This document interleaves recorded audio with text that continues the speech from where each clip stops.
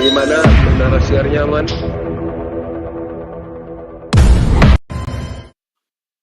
Menara siar siapa aja? Bang Zuma aja. Basin. Siap, Bang.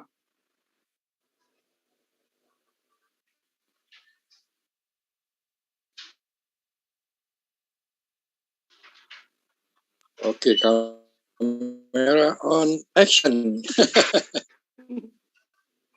Ayo, Adinda Rifa dimulai. Baiklah, bismillahirrahmanirrahim. Assalamualaikum warahmatullahi wabarakatuh. Alhamdulillahillazi arsala rasulahu bil huda wa dinil haq liyudhhirahu 'ala dini kulli walau karihal kafirun walau karihal munafiqun la nabiyya ba'da ma ba'du. Alhamdulillahirabbil alamin. Pada kesempatan kami mencari ilmu dan mungkin meneliti, menyelidiki apa yang terdapat di dalam kitab sucinya orang sebelah ya, yaitu Bible.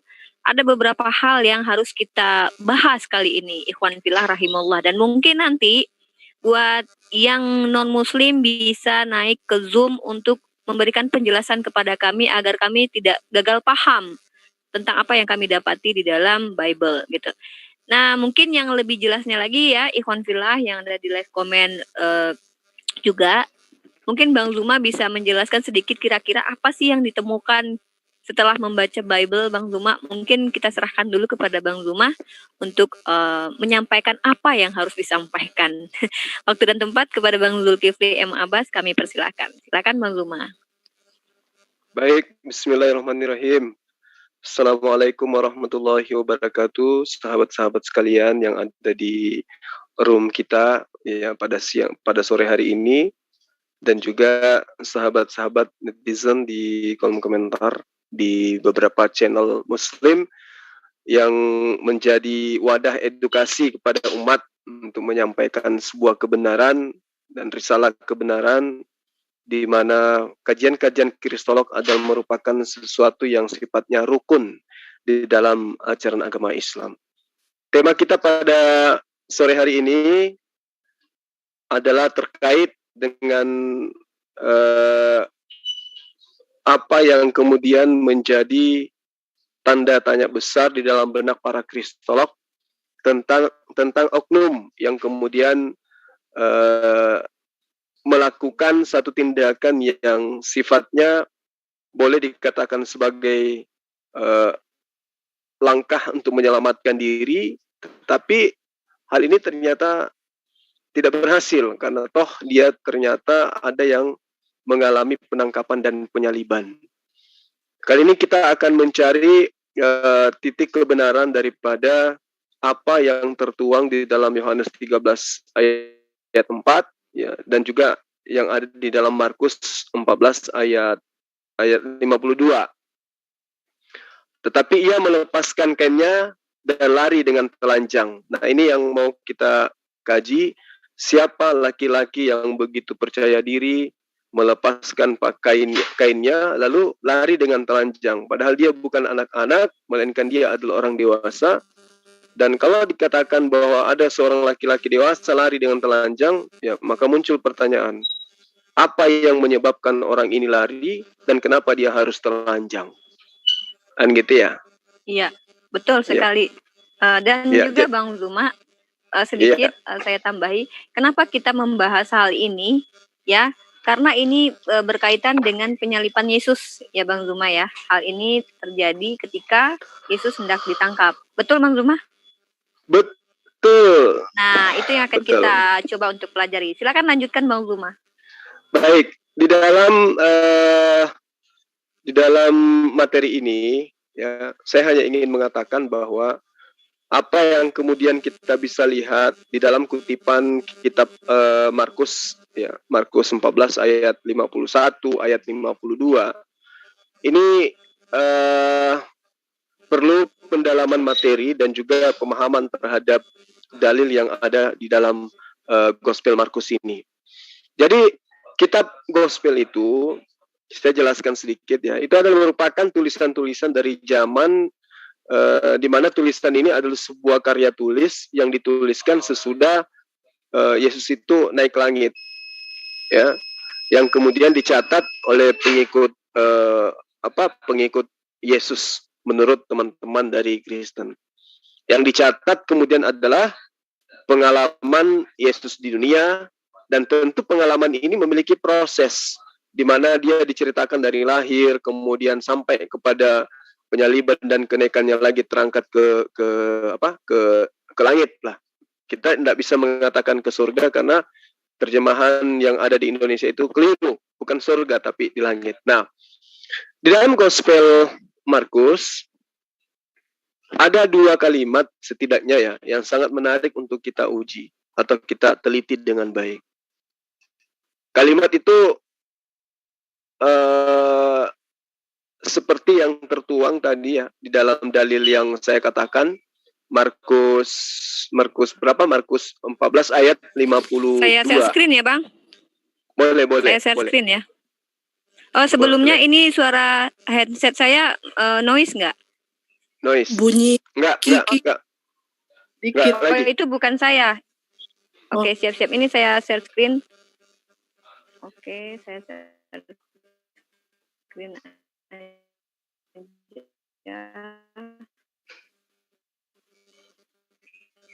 Kita baca ayatnya yang ya, silakan. Markus, ini Yohanes ya, Bang? Ini Markus 52 coba Markus dulu. Ya, Markus yang ayat 52. keempatnya. Markus Ini. 14 ayat 51 ayat 52. Saya bacakan ya. Di ayat ke-51, ada seorang muda yang pada waktu itu hanya memakai sehelai kain lenan. Kalau boleh dikatakan kain lenan ini seperti kain ihram ketika kita naik haji itu ya. Dan untuk menutup badannya, mengikuti dia. Mereka hendak menangkapnya, tetapi ia melepaskan kainnya dan lari dengan telanjang. Ya. Ini oknum ini yang kita bicarakan ya, Bang ya, kita kupas tuntas ya. Yang lari nggak pakai baju ini ya. Ini kalau di sini Bang betul. Dikejar orang nih Bang. Iya pasti. Oke. Dan ini ada hadis, ada ayat Yohanes yang keempat ya, ayat keempat. Yohanes berapa tadi itu? Saya nggak screenshot. Yohanes 13 ayat keempat. Lalu bangunlah Yesus. Ini mirip soalnya sama Yesus, Bang. Lalu bangunlah Yesus dan menanggalkan jubahnya. Ia mengambil sehelai kain lenan dan mengikatkannya pada pinggangnya. Nah, baru itu terjadi kemudian ia menuangkan air ke dalam besi. Ini sebelum penangkapan. Ini kok bisa mirip gitu, Bang? Ya, jadi bukan dari sisi miripnya yang saya ingin sorotin di sini.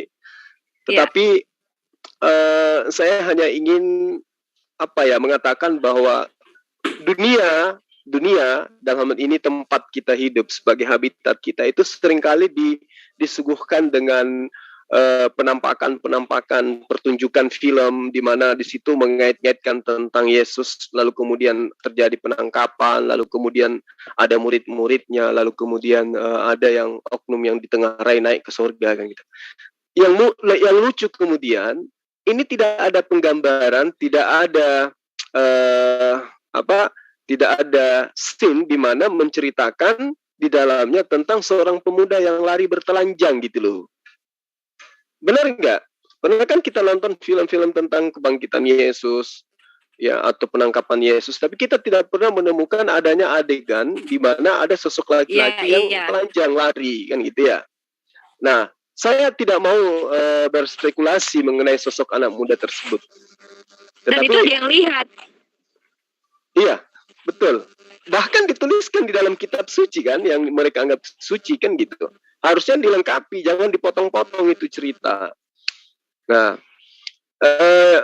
yang saya tahu ketika oknum ini, orang yang telanjang ini, orang yang berlari sambil telanjang ini tercatat dengan baik di dalam sebuah kitab, itu artinya bahwa sosok ini sangat penting.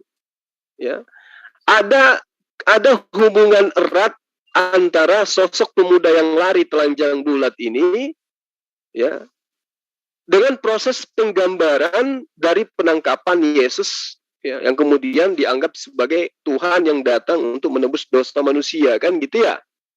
Nah, itu yang saya katakan. Kalau dikatakan betul, maka muncul keanehan.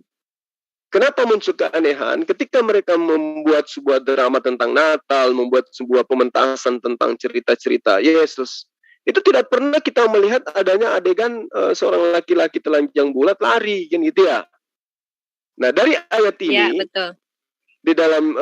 di dalam Markus ini ya, ada 3 poin yang ingin kita uraikan sini. Seorang pemuda yang lari telanjang bulat, yang kemudian itu ditengarai apakah dia sebagai murid Yesus atau Yesus itu sendiri. Lalu yang kedua, laki-laki ini menggunakan kain lenan, tetapi tidak menggunakan dalaman, kan gitu, karena dikatakan lari telanjang. Benar nggak?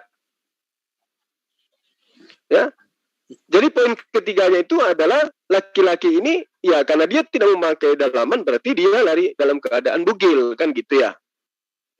Nah, kalau kita melihat di dalam Markus 16 ya, di situ dikatakan orang-orang yang ada pada saat itu masuk ke dalam kubur dan mereka melihat seorang pemuda yang memakai jubah putih duduk di sebelah kanan. Nah, orang-orang ini pun terkejut pada saat itu. Nah, pemuda ini memakai jubah putih. Apakah yang menggunakan jubah putih ini sama dengan anak muda atau pemuda yang ada di Getsemani? Kalaupun sama, berarti orang ini sudah membeli pakaian baru atau kain lenan baru, lalu kemudian dijadikan sebagai jubah, kan gitu ya. Jadi menurut saya, sahabat-sahabat, penulis daripada Gospel Markus ini ya pasti tahu dan mengerti apa yang dituliskan di dalam tulisannya itu sebagai karya tulis. Karena satu hal yang sering kita sering teman-teman Kristen sampaikan kepada kita bahwa Gospel itu ditulis berdasarkan atas pengilhaman Roh Kudus, kan gitu ya? Benar nggak? Benar nggak bahwa Gospel itu dituliskan dengan pencerahan daripada Roh Kudus? Kalau betul berarti apa yang kemudian diceritakan, ya betul, kaitannya dengan diceritakan dengan seorang anak muda yang lari telanjang bulat, itu berarti sesuatu yang betul-betul pernah terjadi. Jadi kalau sesuatu itu pernah terjadi, artinya apa yang disuguhkan kepada kita selama ini, kita harus mencari benang merahnya. Siapa sih laki-laki ini? Kok bisa sampai dia melarikan diri, lalu kemudian dia bertelanjang bulat, melepaskan kain lenan? Kan gitu. Berarti kita harus mencari tahu nih, siapa pemuda yang menggunakan pakaian lenan. Nah, mungkin Adinda Umi Rifa atau ada yang lain bisa menunjukkan adanya indikasi sosok pemuda yang menggunakan kain lenan. Silakan, karena indikasinya sih itu jelas yang saya utarakan tadi, bahwa yang pertama seorang yang dikatakan lari telanjang bulat itu adalah mengikuti Yesus. Artinya dia adalah satu tim dengan Yesus, satu kru dengan Yesus. Kemudian dia menggunakan kain lenan dan tidak menggunakan dalaman, lalu dia lari telanjang. Nah, sekarang yang kita ingin ulas di sini adalah siapa kemudian yang sebelum ini terjadi, dia menggunakan jubah, lalu menggunakan sehelai kain lenan, dan kemudian mengikat pada tubuhnya. Silakan yang mau menambahkan. Mungkin itu si Yesaya, Bang Zul. Ya. Karena di Yesaya 20 ayat 3, Tuhan berfirman. Tunggu, saya share screen ayatnya ya. Boleh. Mana tadi? Ini Bang Zul. Berfirmanlah Tuhan, seperti hambaku Yesaya berjalan telanjang dan tidak berkasut. 3 tahun namanya sebagai tanda dan alamat terhadap Mesir dan terhadap Ethiopia. Oh, jadi di situ Yesaya dikatakan berjalan telanjang. Tapi yang menjadi pertanyaan di dalam Markus 14 itu dia tidak berjalan tetapi dia berlari. Kalau Yesaya itu dalilnya, coba mana tadi dalilnya? Kok jangan dihilangkan dong supaya ini tidak menjadi fitnah. Kita harus nunjukin dalilnya gitu. Bahwa ketika Yesaya itu telanjang, itu ingin menampakkan diri kepada, memang sengaja ada unsur kesengajaan. Ya, ada unsur kesengajaan karena di situ dikatakan sebagai tanda dan sebagai alamat terhadap Mesir dan terhadap Ethiopia. Jadi Yesaya berjalan telanjang dan tidak berkasut 3 bulan lamanya. Nah, kalau ini tidak, cuman malam itu aja dia melepaskan kain linen yang ada di dalam dirinya yang membungkus badannya tanpa dalaman, lalu kemudian berlari. Kalau ini kan berjalan selama 3 tahun. Kalau dia semalam itu aja. Nah, ini yang ingin kita cari. Siapa sih pemuda yang lari, yang menggunakan kain linen ini lalu melarikan diri? Mungkin ada yang bisa menampilkan sebuah ayat di mana apakah Yudas, apakah Yusuf Arimatea, apakah Nikodemus, ataukah Barnabas, ataukah Paulus yang menggunakan kain linen sebelum kejadian ini terjadi. Silakan.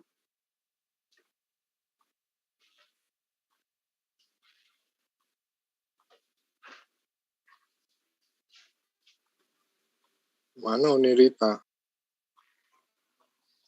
Halo.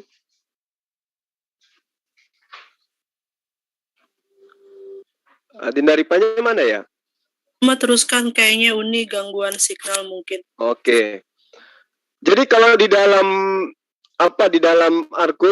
Markus yang tadi yang saya katakan ya, seorang pemuda yang hanya memakai sehelai kain untuk menutupi badannya, kemudian mengikuti Yesus. Lalu orang-orang mau menangkapnya. Jadi orang-orang mau menangkapnya, ya. Yang mau ditangkap di sini siapa? Ini masih tanda tanya di ayat 51. Seorang pemuda yang hanya memakai sehelai kain untuk menutupi badannya mengikuti Yesus, orang-orang mau menangkapnya. Nah, berarti yang mau ditangkap ini adalah orang yang mengikuti Yesus. Kalau kita lihat dari ayat ini, di dalam original teksnya juga itu merujuk kepada seorang laki-laki yang mengikuti Yesus, yang kemudian yang ingin ditangkap itu adalah laki-laki yang mengikuti Yesus itu. Di situ dikatakan kai kratoison auton, berarti penangkapan yang akan dilakukan kepada orang yang justru ikut kepada Yesus, bukan Yesusnya itu sendiri menurut original teksnya. Jadi ketika dikatakan di ayat 52, tetapi ia melepaskan kainnya itu lalu lari dengan telanjang.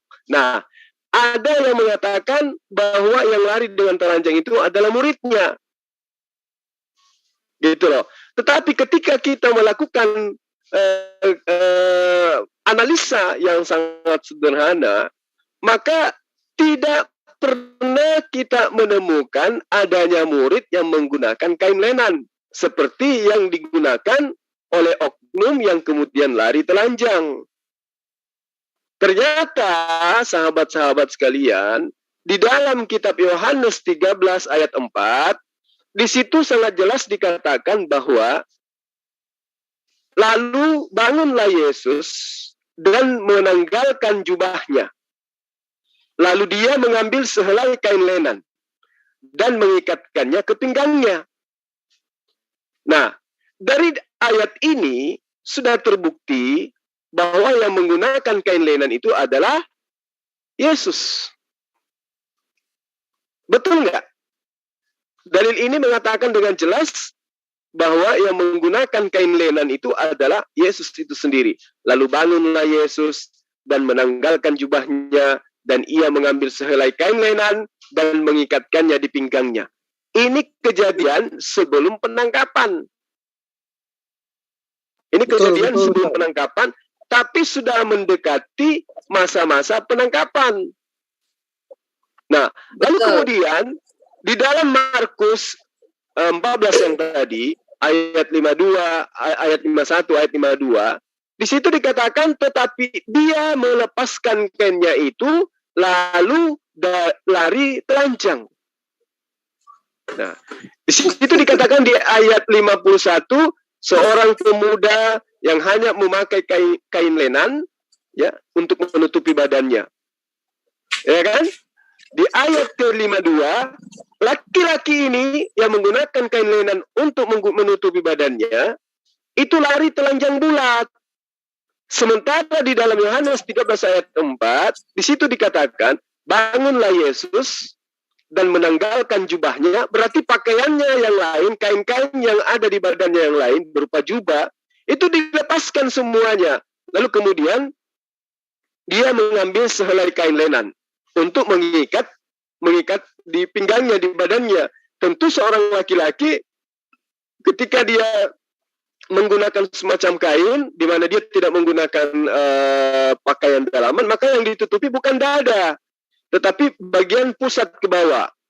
Sehingga ketika kain itu terlepaskan, maka yang terjadi kemudian adalah kondisi di mana laki-laki itu akan bertelanjang bulat. Nah, ini yang terjadi.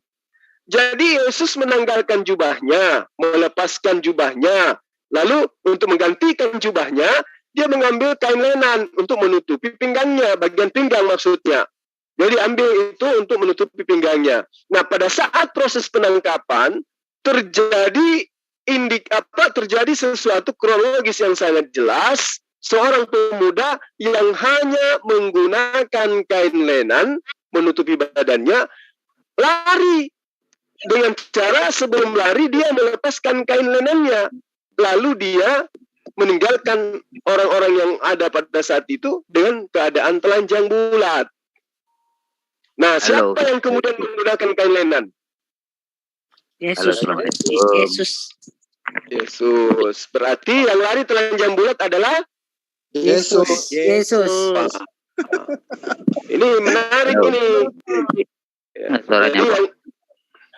jadi yang menggunakan kain lenan adalah Yesus. Pemuda yang lari telanjang bulat melepaskan kain lenannya adalah Yesus. Nah, apakah kita memfitnah atau kita menghujat? Tidak. Ini yang terjadi di dalam kitab Yohanes, di dalam kitab Markus dan dibenarkan oleh kitab Yohanes. Terkecuali kalau ada orang lain selain Yesus yang menggunakan kain lenan. Mungkin ada yang mau menambahkan, silakan. Kenapa, Dek? Oke. Suara saya jelas, Bang? Jelas. Oke. Sebenarnya kami umat Islam bukan ingin usil dengan kitabnya tetangga sebelah, tetapi ketika kita sudah terjun di dunia ini dan menyelidiki sendiri, tentu kami akan mempertanyakan ayat-ayat yang menurut kami cukup menarik untuk dibahas. Karena peristiwa ini adalah hal yang penting. Ketika ada seorang manusia di peristiwa yang penting terjadi, ada penangkapan dan itu katanya ada saksi yang menyaksikan dan itu dituliskan di sebuah kitab, ada terjadi seorang manusia yang katanya lari dalam keadaan telanjang, dan telanjang ini bukan hal yang normal, dimanapun masanya itu bukan hal yang normal, pasti akan menarik perhatian, dan anehnya ini tidak dijadikan sebuah isu yang besar di dalam kekristenan gitu. Nah, jadi kalau bagi saya selalu menyimpulkan dengan pertanyaan, karena saya tidak mau menjadikan ini sebagai nanti dibilang kita memfitnah, tidak, kita pasti menyimpulkan dengan pertanyaan, karena mungkin karena kami tidak punya Roh Kudus ya. Nah, jadi ada 3 hal yang perlu saya pertanyakan di sini. Apakah benar Bible ini akurat? Akurasinya benar-benar, karena kami bisa membuktikan terdapat banyak kontradiksi dan keanehan-keanehan di dalam Bible sendiri. Nah, yang kedua, apakah penulis adalah saksi mata? Karena kalau dia saksi mata yang diilhami oleh Roh Kudus, maka tidak akan mungkin terjadi banyak sekali kontradiksi tentang proses penyalipan. Mulai dari siapakah yang memikul salib. Ada satu ayat, satu kitab yang menuliskan adalah Simon, kemudian dibantah satu ayat lagi yang menyatakan adalah Yesus sendiri. Nah, jadi ini kan hal yang sangat luar biasa, terjadi kontradiksi, katanya ada yang menyaksikan. Nah, kemudian kesimpulan yang menjadikan pertanyaan yang ketiga adalah bagaimana mungkin peristiwa yang sangat penting yang katanya sudah dikabarkan oleh Yesus dan sudah dinubuatkan ribuan tahun sebelum kedatangan Yesus, bangkitnya dia di hari ketiga, ini banyak sekali kontradiksinya gitu. Nah, jadi kami sebagai umat Islam yang diajarkan menerima informasi tidak boleh sembarangan, harus jelas siapa yang memberikan informasi, mata rantai informasinya jelas atau tidak. Makanya kami terbiasa dengan ilmu hadis. Ketika ada informasi tentang Rasulullah, kami diajarkan untuk menelusuri. Nah, ini yang kita sedang usahakan sekarang. Ketika kami mendapatkan informasi dalam Bible, maka kami berhak mempertanyakannya. Nah, itu kita buka sekarang diskusi ini mungkin bagi umat Kristen yang ingin menjelaskan siapakah pemuda yang menggunakan kain lenan kemudian berani-beraninya bugil lari pada masa pendangkapan Yesus gitu. Karena tidak tertulis namanya. Itu dari saya Bang Zuma. Mungkin yang lain mau menambahkan atau silakan Bang Zuma dilanjut. Baik, terima kasih. Saya cuma mengingatkan teman-teman ya. Bagi yang namanya itu enggak kaidah dalam seperti war JP ataupun musik room ini, saya harapkan untuk diganti namanya. Tolong kalian keluar dulu dari Zoom ini, ganti namanya, habis itu masuk lagi. Pakai nama yang benar agar kami bisa menyapa kalian. Itu Pak Warjo, Pak. Ya. Warjo, tapi nulisnya salah sayanya itu karena itu Warjo itu bukan Warjo apa itu ya. Mungkin ya, gunakan ya itu. Saya cuma memperingatkan aja. Setelah saya peringatkan ini masih tetap menggunakan nama yang tidak bisa kita sebutkan atau mengandung unsur provokatif, akan saya kick dari sini. Ini nama saya Warjo, bukan Warjo itu, soalnya ngetiknya itu salah. Nah, ini yang saya arahkan ke musik room ini. Yuk, masukin dulu. Musik room ada namanya musik room. Silakan dilanjut Mbak Rifa. Musik room tolong diganti namanya. Kami di sini, saya dan kami para kristolog dan Bang Zuma di sini tentu ingin mengetahui bagaimana sih pemahaman dari saudara Kristen menanggapi tentang oknum yang tidak dituliskan namanya ini, tapi melakukan sebuah peristiwa yang berupa kegiatan yang cukup menarik perhatian tentunya gitu. Mungkin Bang Zuma silakan dilanjut. Sepertinya sih saya terganggu. Baik, jadi gini. Yang ingin ditelusuri siapa kemudian yang menggunakan kain lenan ini dari tadi halo kenapa pertanyaan jawabnya Bang Zuma ya, soalnya ini ada kaitannya dengan lolosnya Yesus. Itu yang lari itu emang benar Yesus, soalnya apa, pada ayat yang lolos itu adalah Yesus Pak Juma. Itu kenapa itu Yesus, cuman lolosnya bukan dengan telanjang bugil, itu maksud telanjang itu adalah telanjang dada. Soalnya kan dia pada ayat Yohanes itu mengambil kain lenan. Nah, itu mengambil kain lenan dia, tapi itu udah mempunyai pakaian, hanya saja lenannya itu kain lenannya yang dilepaskan. Jadi pada saat itu yang dia lolos. Sebentar. Pak, sebentar Pak Warjo. Pak Warjo Muslim apa Kristen? Muslim, saya jiwaku sehat Pak Bu. Yang kemarin gini Pak, bukan begini Pak. Kita sebagai orang Islam tentu kan mempertanyakannya kepada saudara yang Kristen. Kalau kita menyimpulkan nanti kita dibilang fitnah.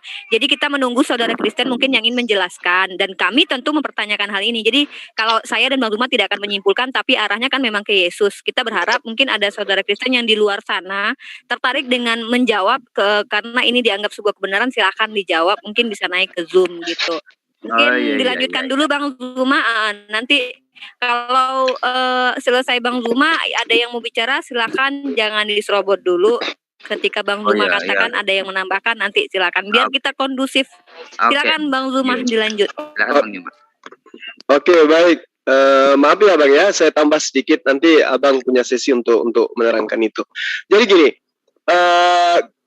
yang harus saya jelaskan di sini ya, kenapa saya katakan harus, supaya tidak menjadi fitnah gitu. Kalau tadi ada abang kita mengatakan yang meloloskan diri itu adalah Yesus, ya itu mungkin saja. Tetapi di ayat Markus 51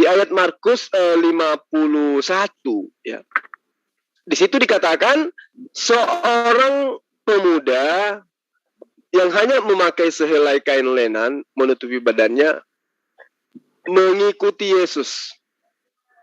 Orang-orang mau menangkapnya. Tetapi orang ini, pemuda ini melepaskan kainnya, ya kain lenan yang ada dalam dirinya, lalu lari telanjang. Jadi kalau dikatakan telanjang dada, ya nanti coba kita cross check ke original teksnya.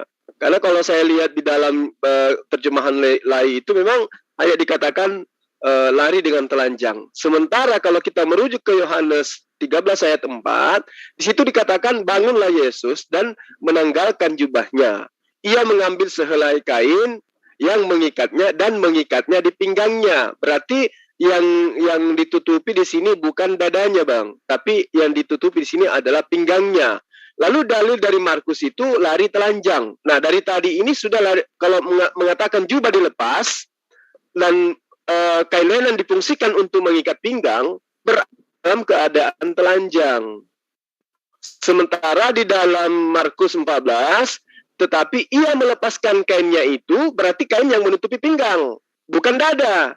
Sehingga dikatakan lalu dia lari meninggalkan lari dengan dalam keadaan telanjang. Nah, di situ dikatakan bahwa sindona gymnos epigen. Artinya ketika dikatakan epigen itu merujuk kepada kondisi di mana seluruh tubuh, bukan cuma dada, tapi seluruh tubuh dalam keadaan tidak menggunakan kain apapun. Nah, itu yang perlu, itu yang ingin saya sampaikan.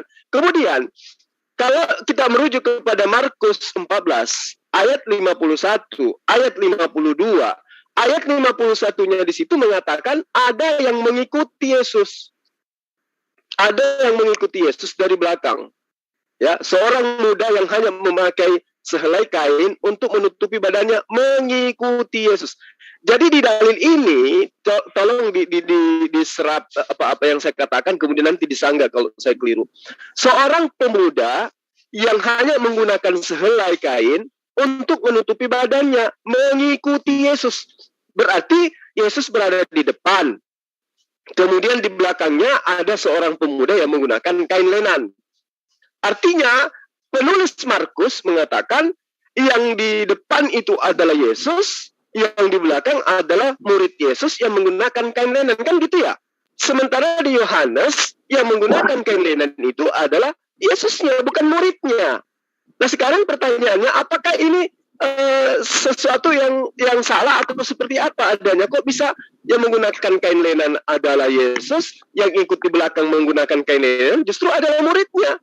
Karena itulah kemudian saya hanya ingin mengatakan gini, bahwa Yesus itu ya memiliki mukjizat di mana dia mampu merubah wajah. Contoh tertuang di dalam Matius 17 ayat 2, Lukas 9 ayat 29, Markus 16 ayat 12, ya, Markus 9 ayat 2 misalnya. Bagaimana kemudian Yesus itu memiliki kepiawaian yang mampu merubah wajah.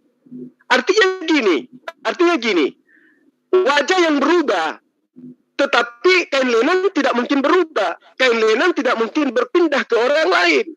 Meskipun, misalnya nih, saya ambil contoh diri saya nih. Saya Zulkifli, saya menggunakan kain lenan. Teman saya semuanya menggunakan jas. Ya toh? Nah, yang menggunakan kain lenan adalah Zulkifli. Sahabat-sahabat saya menggunakan kain lenan. Saya menggunakan kain lenan, teman-teman saya menggunakan kain jas, pakaian jas.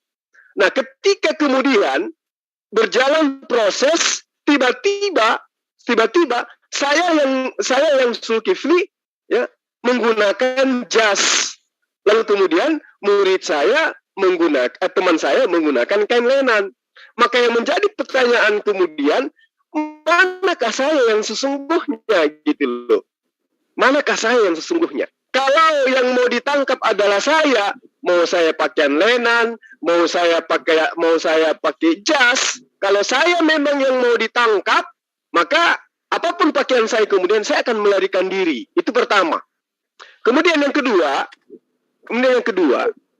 kalau misalnya saya punya kemampuan untuk merubah wajah, maka yang tadinya saya menggunakan kain lenan, wajah saya berubah menjadi akhi budak angon, kain lenan saya tidak berpindah. Meskipun wajah saya pindah ke budak angon, tapi kain lenannya tidak berpindah. Artinya wajah saya pindah ke abanda budak angon, tetapi kain lenannya tetap di saya. Maka pertanyaannya adalah, yang manakah yang Zulkifli? saya yang menggunakan kain lenan atau orang yang di depan saya yang sudah menggunakan wajah saya karena saya mampu merubah wajah saya gitu loh. Paham nggak sampai di sini? Paham. Kira-kira ya. Paham. Karena jelas karena contoh nih saya ambil satu ayat di dalam Markus 9 ayat 2. 6 hari kemudian Yesus membawa Petrus, Yakobus, Yohanes dan bersama-sama dengan mereka naik ke sebuah gunung yang sangat tinggi. Di situ mereka sendirian saja. Lalu Yesus berubah rupa di depan mata mereka. Yesus berubah rupa. Berarti Yesus bisa merubah mukanya. Ya kan? Nah, jadi yang lari ini adalah orang yang menggunakan kain lenan. Justru meski walaupun mukanya itu sudah bukan lagi wajah Yesus, tetapi dia menggunakan kain lenan, maka dia melepaskan kain lenan itu lalu dia berlari. Sehingga muncul pertanyaan, apakah salah ketika saya mengatakan bahwa yang lari telanjang itu adalah Yesus, bukan muridnya? Bukan muridnya. Kalau muridnya, secara analisa itu nggak salah. Ya, untuk apa coba muridnya berlari? Sementara yang ditangkap, yang ingin ditangkap itu adalah Yesus itu sendiri. Kan begitu ya? Nah, kemudian indikasi yang paling kuat adalah di dalam Yohanes 13 ayat 4 jelas bahwa Yesus bangun, menanggalkan jubahnya, melepaskan pakaiannya, lalu kemudian dia mengambil sehelai kain lenan dan mengikat di pinggangnya. Nah, kain lenan inilah yang menjadi tanda bukti siapa pelaku. Kan gitu. Siapa yang berlari? Maka yang dikatakan, yang menggunakan kain lenan. Siapa yang menggunakan kain lenan? Nah, silakan teman-teman jawab. Ya, target operasi Yesus. Halo. Silakan ditambahkan. Pak Jul, saya mau menambahkan saja ya, seperti yang Pak Jul sudah jelaskan tadi, bahwa yang ada yang Pak Warjo ingin menambah. Ya, hanya menambahkan saja ya. Masalahnya begini, dari clue dari yang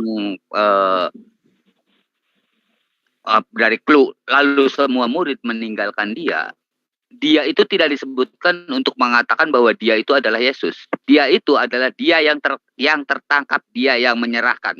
Karena pada dasarnya pada ayat di atasnya sebelum Yesus mau ditangkap, itu Yesus sudah menubuatkan bahwa Yesus akan pergi dan yang celaka adalah yang menyerahkannya.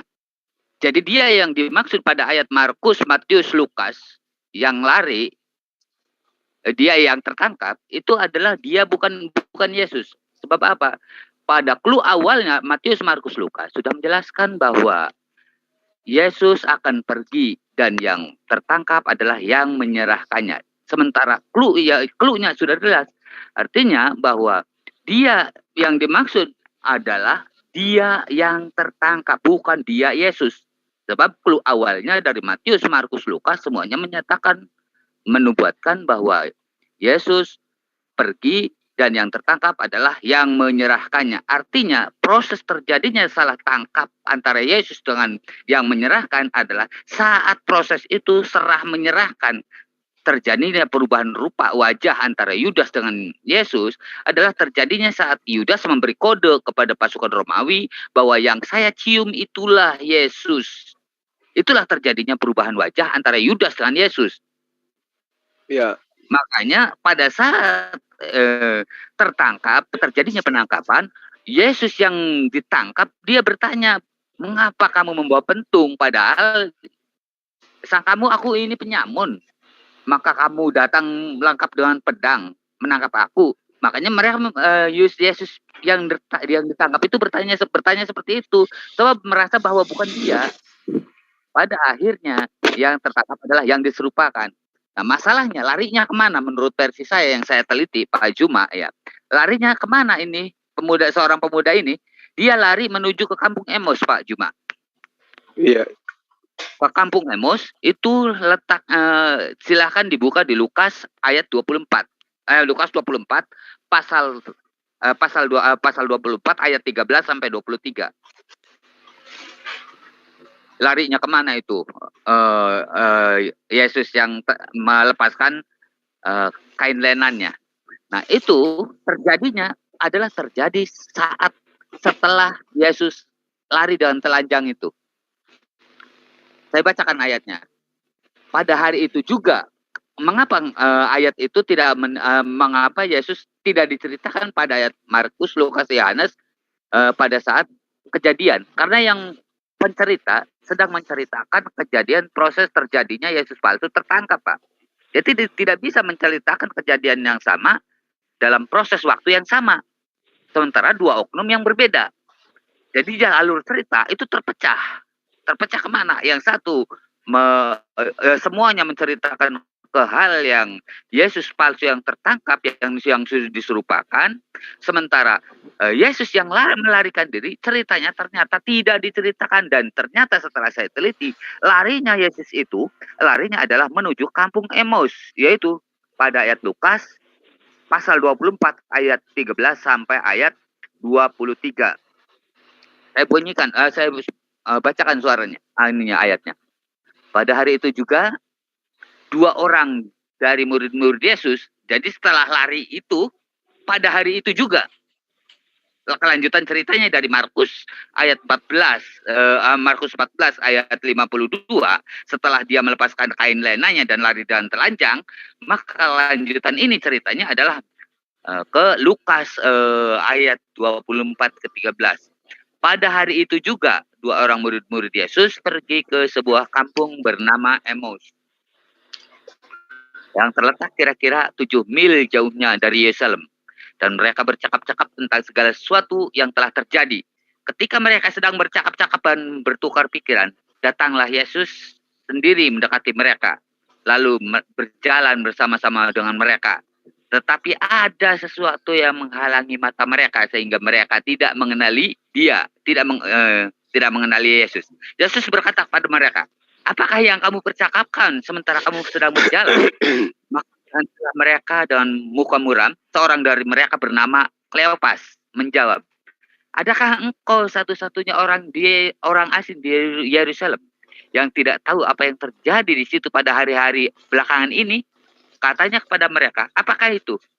Jawab mereka, "Apa yang terjadi dengan Yesus orang Nazaret? Dia adalah seorang nabi yang berkuasa dalam pekerjaan dan perkataan di hadapan Allah, di depan seluruh bangsa kami.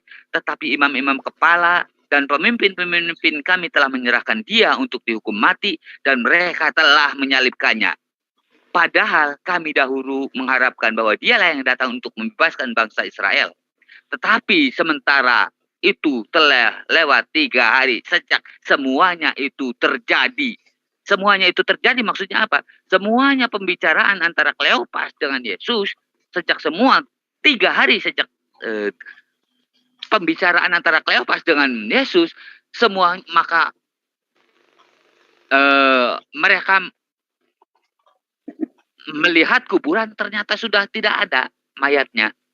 Artinya kejadian ini adalah kejadian terjadinya setelah Yesus melarikan diri dari kepungan pasukan Romawi. Itulah dasarnya mengapa Yesus bisa muncul di kuburan. Mengapa Yesus muncul di kuburan? Ternyata setelah saya teliti, dari pembicaraan ini, ya, dari pertemuan antara Kleopas dengan Yesus di sini, bahwa Yesus dengan berubah rupa yang lain, maka mereka diketahui salah seorang penjaga Romawi bahwa Yesus masih hidup. Sementara di kuburan, artinya ada Yesus lain yang mati. Siapa Yesus yang lain yang mati itu? Artinya di sini Yahudi merasa kecolongan. Oleh karena itu, setelah kejadian itu bahwa Yesus masih hidup, kemudian mereka memberitahu kejadian itu bahwa Yesus masih hidup di kampung Emaus, memberitahukan kepada pemuka Yahudi, imam Yahudi, dan itu diberitahukan pada ayat Matius 28, Matius pasal 28 ayat 11 sampai 15, Pak. Ketika mereka di tengah jalan, datanglah beberapa orang penjaga memberitahukan segala sesuatu yang terjadi. Maksudnya apa? Segala sesuatu yang terjadi itu, segala sesuatu yang terjadi, kejadian antara Kleopas dengan Yesus, bahwa ternyata pada kejadian hari ke-1 itu Yesus masih hidup, maka mereka memberitahukan kepada imam kepala. Kejadian itu mengakibatkan imam kepala berunding. Maka kita baca dulu ayatnya. Ketika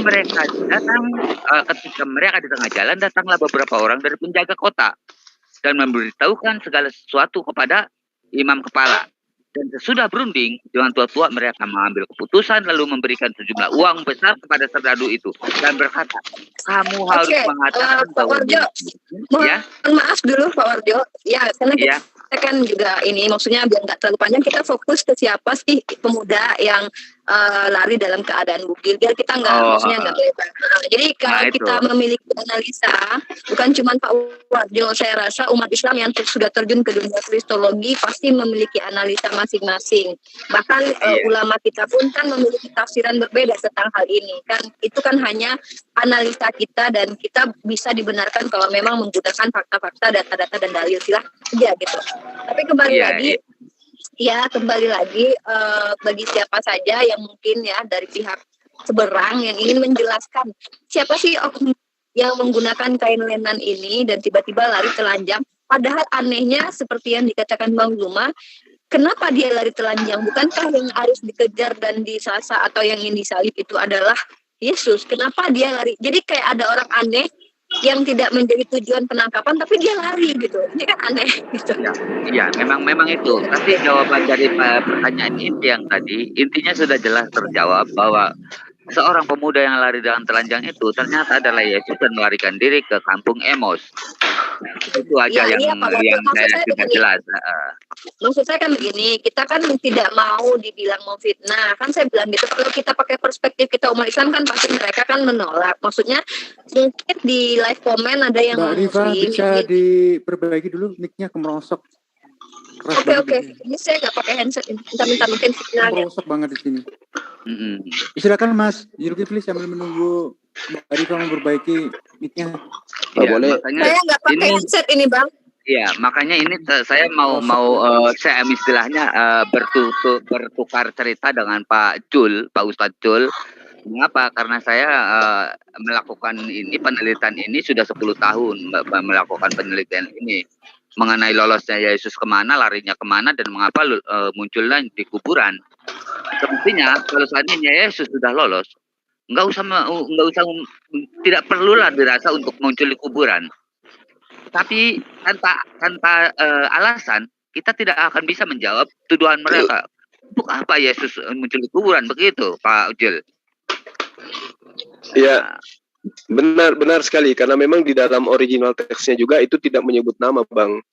Di situ dikatakan di ayat 51, kalau di terjemahan Lembaga Alkitab Indonesia sengaja mereka menulis di situ nama Yesus. Jadi diterangkan bahwa seorang pemuda yang hanya memakai sehelai kain untuk menutupi badannya mengikuti Yesus. Padahal di situ tidak ada kata-kata itu.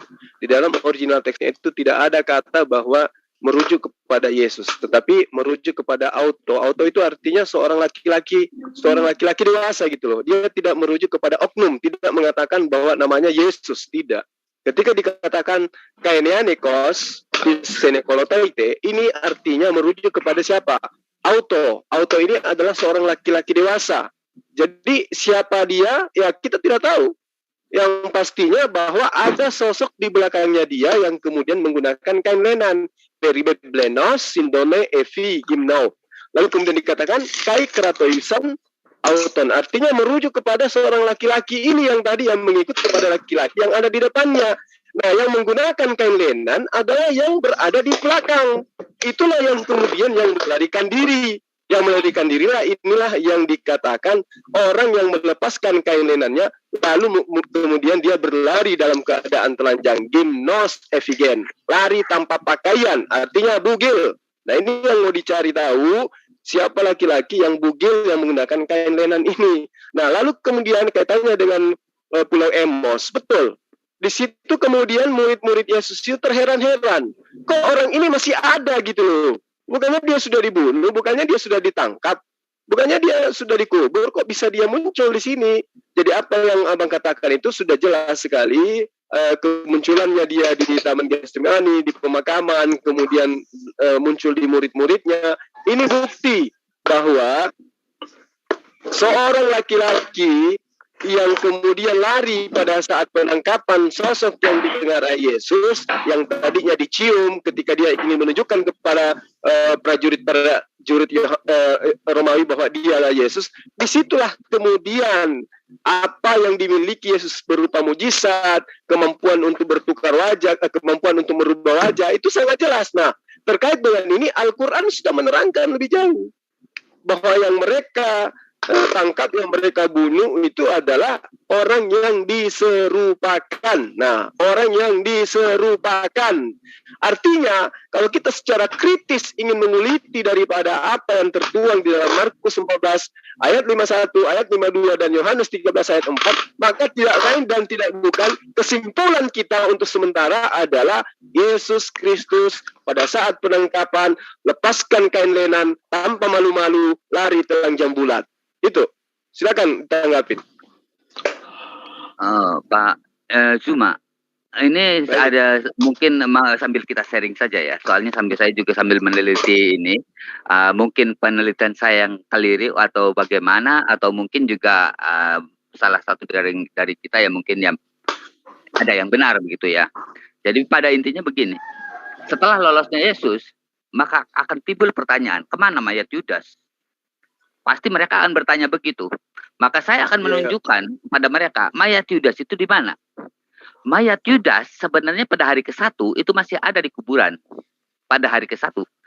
Dan pada hari ke-1 juga, Yesus ketahui.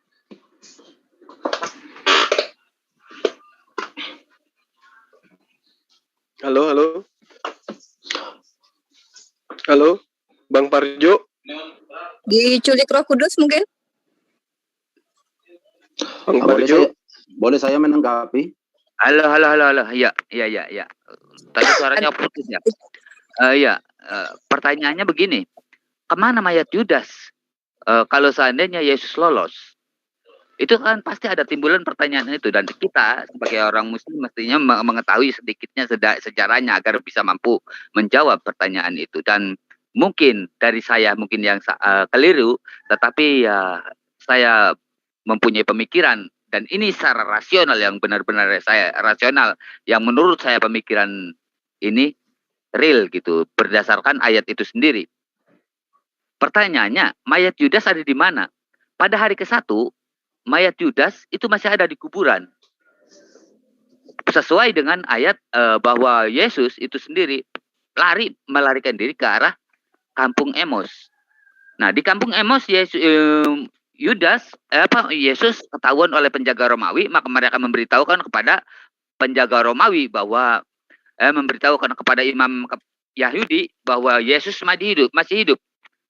Setelah kejadian ini pada hari ke-1, maka mereka orang-orang Yahudi memindahkan mayat Yudas, Yesus palsu itu yang mati di kuburan, itu dipindahkan oleh imam Yahudi. Dengan dasar apa? Mereka memberikan clue atau memberikan pesan juga kepada penjaga Romawi bahwa buatlah tuduhan palsu kepada murid-murid Yesus bahwa yang mencuri mayat Yesus yang di kuburan adalah murid-murid Yesus.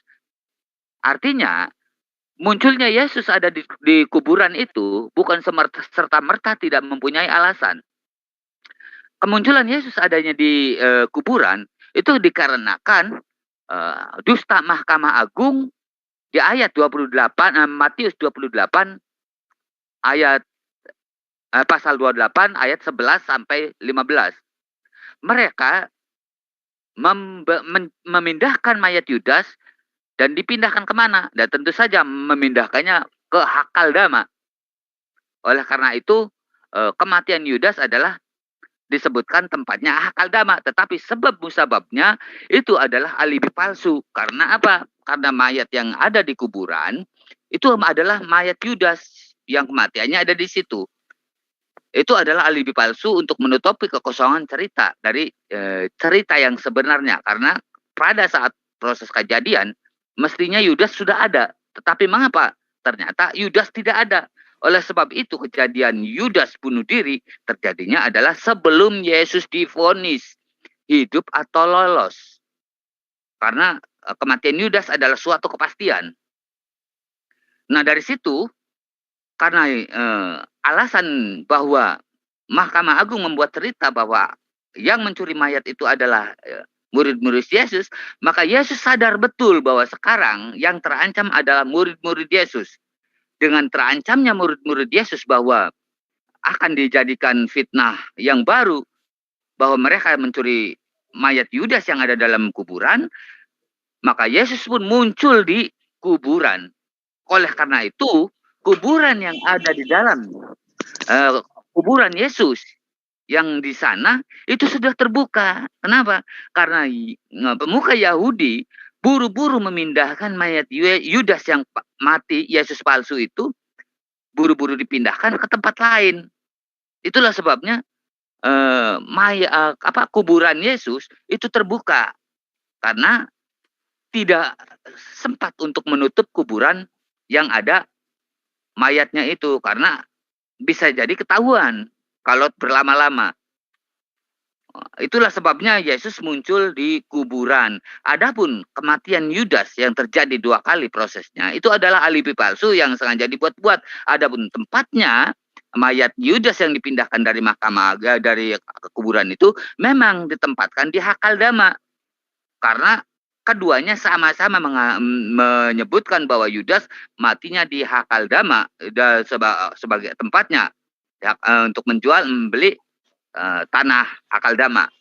Itu saja tambahan dari saya, Pak. Baik. Mungkin ada tanggapan dari Bang Ucok. Silakan Bang Ucok. Kita ingin dengar siapa laki-laki yang lari telanjang bulat itu. Monggo. Boleh, saya mendapat sebelum Mas Ucok, saya tanggapi sedikit ya.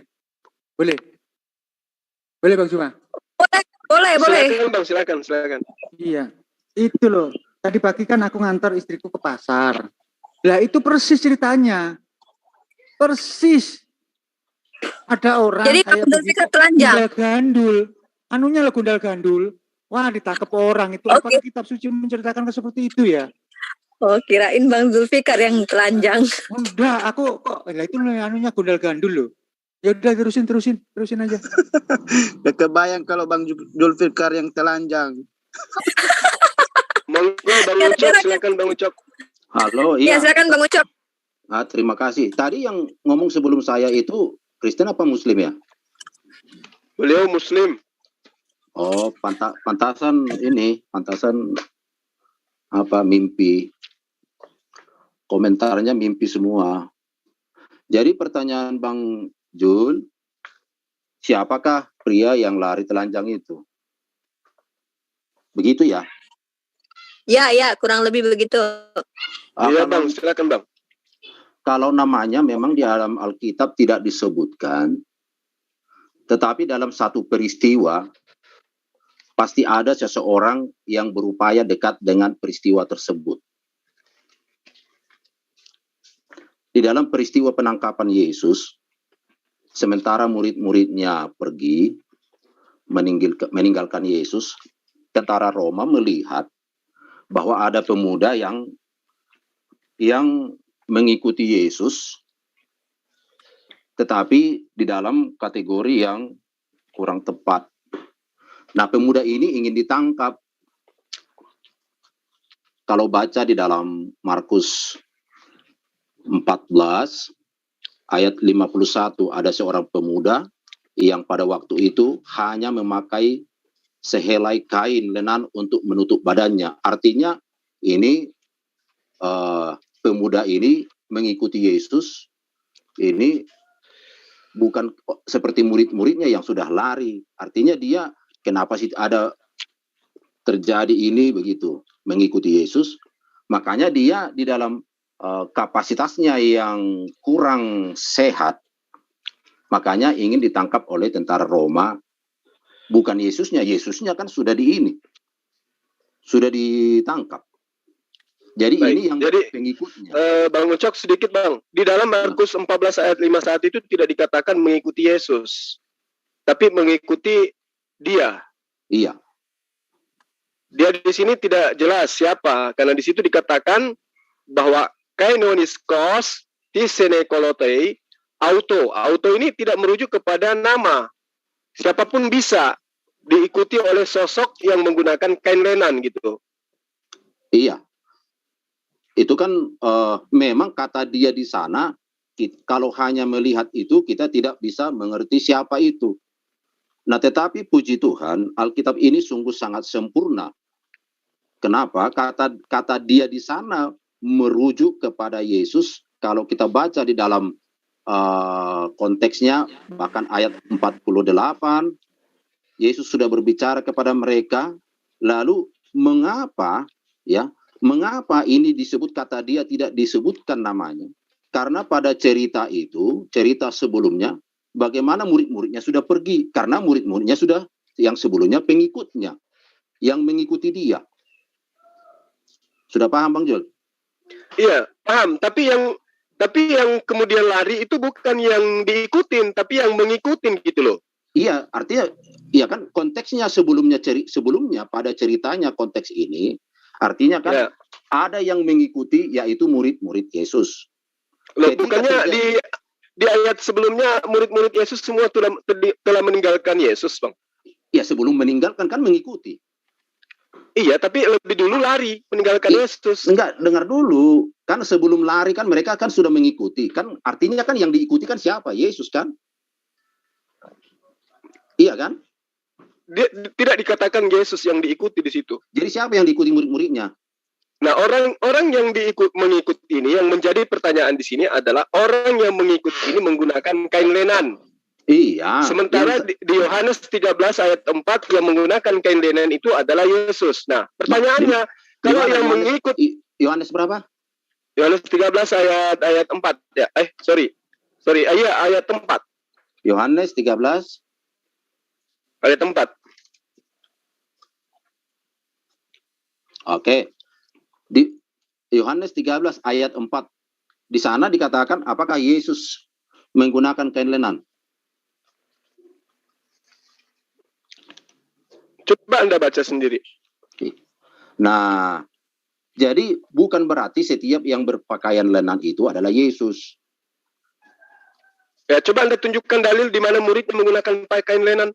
Loh, kalau Anda baca dari kitab Kejadian, banyak orang yang berpakaian lenan, bukan hanya yang hanya berpakaian lenan, apa hanya Yesus? Ya, murid-muridnya yang menggunakan, yang melepaskan jubah, Yang saya tanya Bang Juma gini, apakah pada zaman itu hanya Yesus berpakaian ini lenan? Ya, memang tidak. Misalnya dia adalah muridnya. Nah, sekarang kalau dia adalah muridnya, kenapa dia melarikan diri? Anda hanya menggiring opini. Oh, tidak, karena dalilnya di situ. Buat apa Yesus dikatakan melepaskan jubah dan menggunakan kain lenan? Di mana? Ya, di Yohanes 13 ayat 4 itu tadi lah, Bang.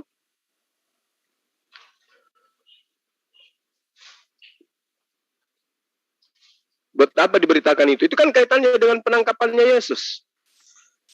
Dan kemudian di dalam kronologisnya pada saat penangkapan, ada orang yang mengikuti seorang laki-laki yang menggunakan kain lenan. Bukan mengikuti Yesus loh. Mengikuti seorang laki-laki menggunakan kain lenan, di mana laki-laki ini justru dia melarikan diri dalam keadaan telanjang.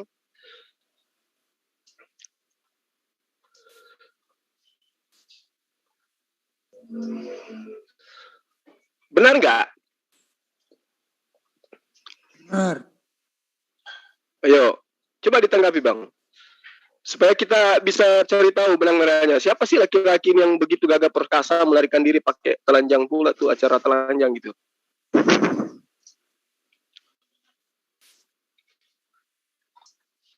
Bang Ucap. Ngobrol apa nih? Kabur kan. Bang Ucap. Bang Cok. Udah hilang Bang Ucapnya, hilang udah. Iya, kaget dengan Yohanes 13:4 itu. Wah, lari juga nih. Terguncang Mas Juma, terguncang. Iyalah. Lawan yang karena di sana ada gundal-gandulnya kok. Yohanes 13 itu kan jelas di situ. Yang menggunakan kain lenan siapa? Dan yang melepaskan kain lenan lari itu siapa? Ada si Edis ini Bang. Coba tanya si Edis. Assalamualaikum. Si Edis mungkin tahu. Jangan saya yang tanya, nanti dia kerasukan. Coba Umi Rifa yang tanya. Edis, Edis, kamu udah minum obat kah? Udah minum obat? Sudah makan obat ya. Oh, kenapa kalian belum dikasih pisang nih sama gue nih kayaknya nih? Mau pisang apa, Dis? Mau pisang apa? Pisang tanduk apa pisang Ambon? Bang Jo. Begini. Tenang. Slow. Hai Muslim. Ya, slow. Kita debat mereka ini gunakan kita. Secara logika. Ya. Secara logika, kan dalam Islam itu ada yang mengharamkan babi, ya kan? Babi. Jadi dalam agama mereka ada nggak yang mengharamkan babi? Coba jawab, Dis. Coba jawab. Nggak bahas itu, Bang. Mohon maaf. Nggak bahas itu, Bang. Kita lagi bahas ini, Bang Muhammad Khairi. Iya. Kita lagi bahas tentang ada seorang pria yang lari dalam keadaan bugil pada masa Yesus ditangkap. Mungkin Edis tahu siapa pria itu, Edis. Iya. Ini lucu banget. Ya, sebelum saya jawab. Coba jawab dulu, Dis. Aduh. Sebelum saya jawab, saya tuh pengen tahu kok kalian kok sensitif banget sama saya gitu loh. Memang kami sensitif. Bukan gini, Edis. Gitu. Kita nggak usah ngomong yang lain-lain. Itu di luar konteks. Kita bahas saja tema yang diangkat kali ini. Kamu kalau mau ngobrol datang aja ke warung kopi. Di sini kita untuk menambah ilmu, berdiskusi tentang Alkitabiah. Di dalam Bible ada seorang pria yang tadinya menggunakan kain lenan, tiba-tiba mengikuti orang yang ditangkap. Nah, dia entah apa sebab dia, padahal dia nggak diincar, tidak akan ditangkap, tapi kok tiba-tiba dia menanggalkan kain lenan itu, kemudian dia lari telanjang. Itu maksudnya apa? Dan itu termaktub di kitab suci kamu. Nah, dan anehnya lagi, Edi, ternyata Yesus itu sebelum dia akan ditangkap, dia kok pakai kain lenan juga gitu. Dan kamu juga harus tahu bahwa Yesus itu bisa merubah wajah, Edis. Nah, clue-clue ini mengarahkan kami ke hal terkait bahwa jangan-jangan Yesus yang lari telanjang itu yang perlu kami ketahui, Edis. Nggak usah banyak cerita yang sensi-sensi apa. Nggak penting, Edis, kamu disensiin. Ayo lanjut, jawab, Edis. Jawab ya, Edis. Iya, sebenarnya kalau lebih enak itu dibagi dua gitu waktunya. Jadi tenang aja ya, percuma nggak akan dijawab. Percuma. Tenang. Sorry, Dis. Gua bukannya ini, Dis, ya. Saya kok bukan tipe itu, tidak. Tindakan jawab. Masih ada sensi sama saya. Tidak. Percuma, Dis. Bukannya ya, waktunya dibagi dua lah. Kalau nggak dibagi dua waktunya saya malas. Nggak, gue tendang aja, Dis. Sorry, Dis ya. Tenang. Tenang aja sama gue. Ya nggak apa-apa. Ya nggak apa-apa. Kok nggak bisa sih ditendang ya? Bentar lu.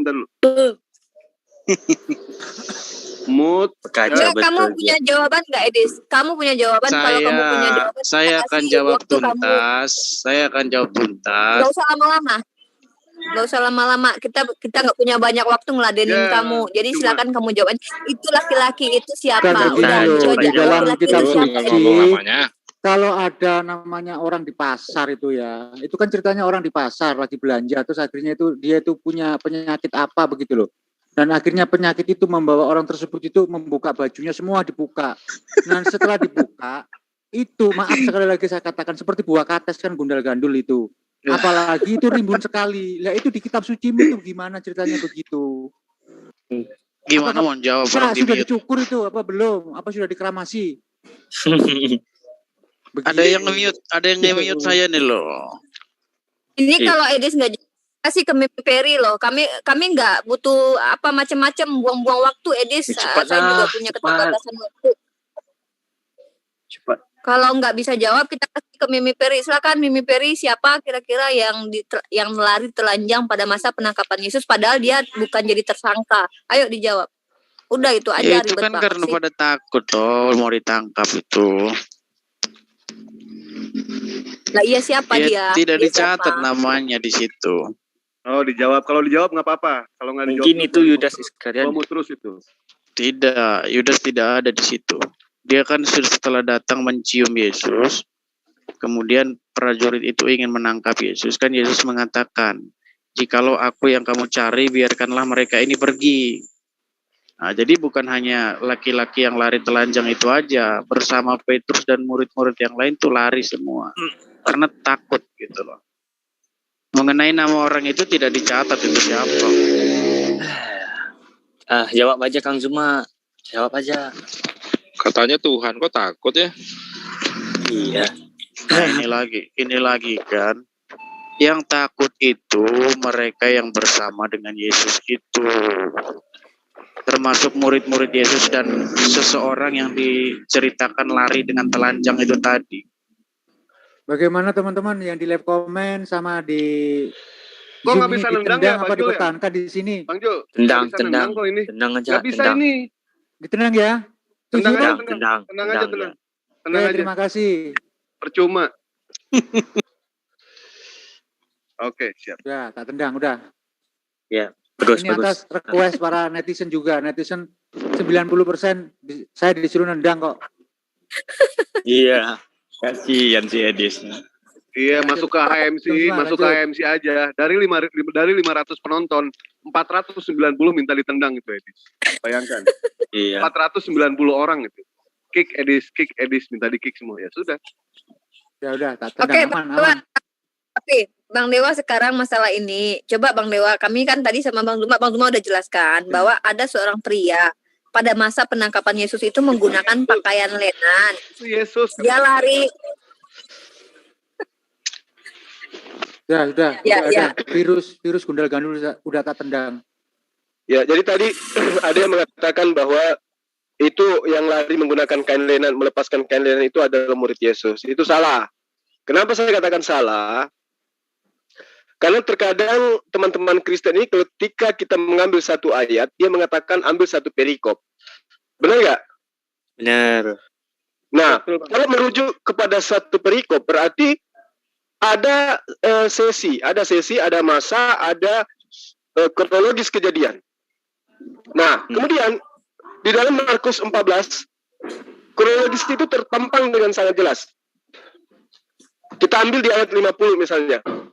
Lalu semua murid Yesus meninggalkan Yesus, lalu kemudian melarikan diri. Udah. Semua murid Yesus melarikan diri. Betul? Betul. Pertanyaannya muncul kemudian.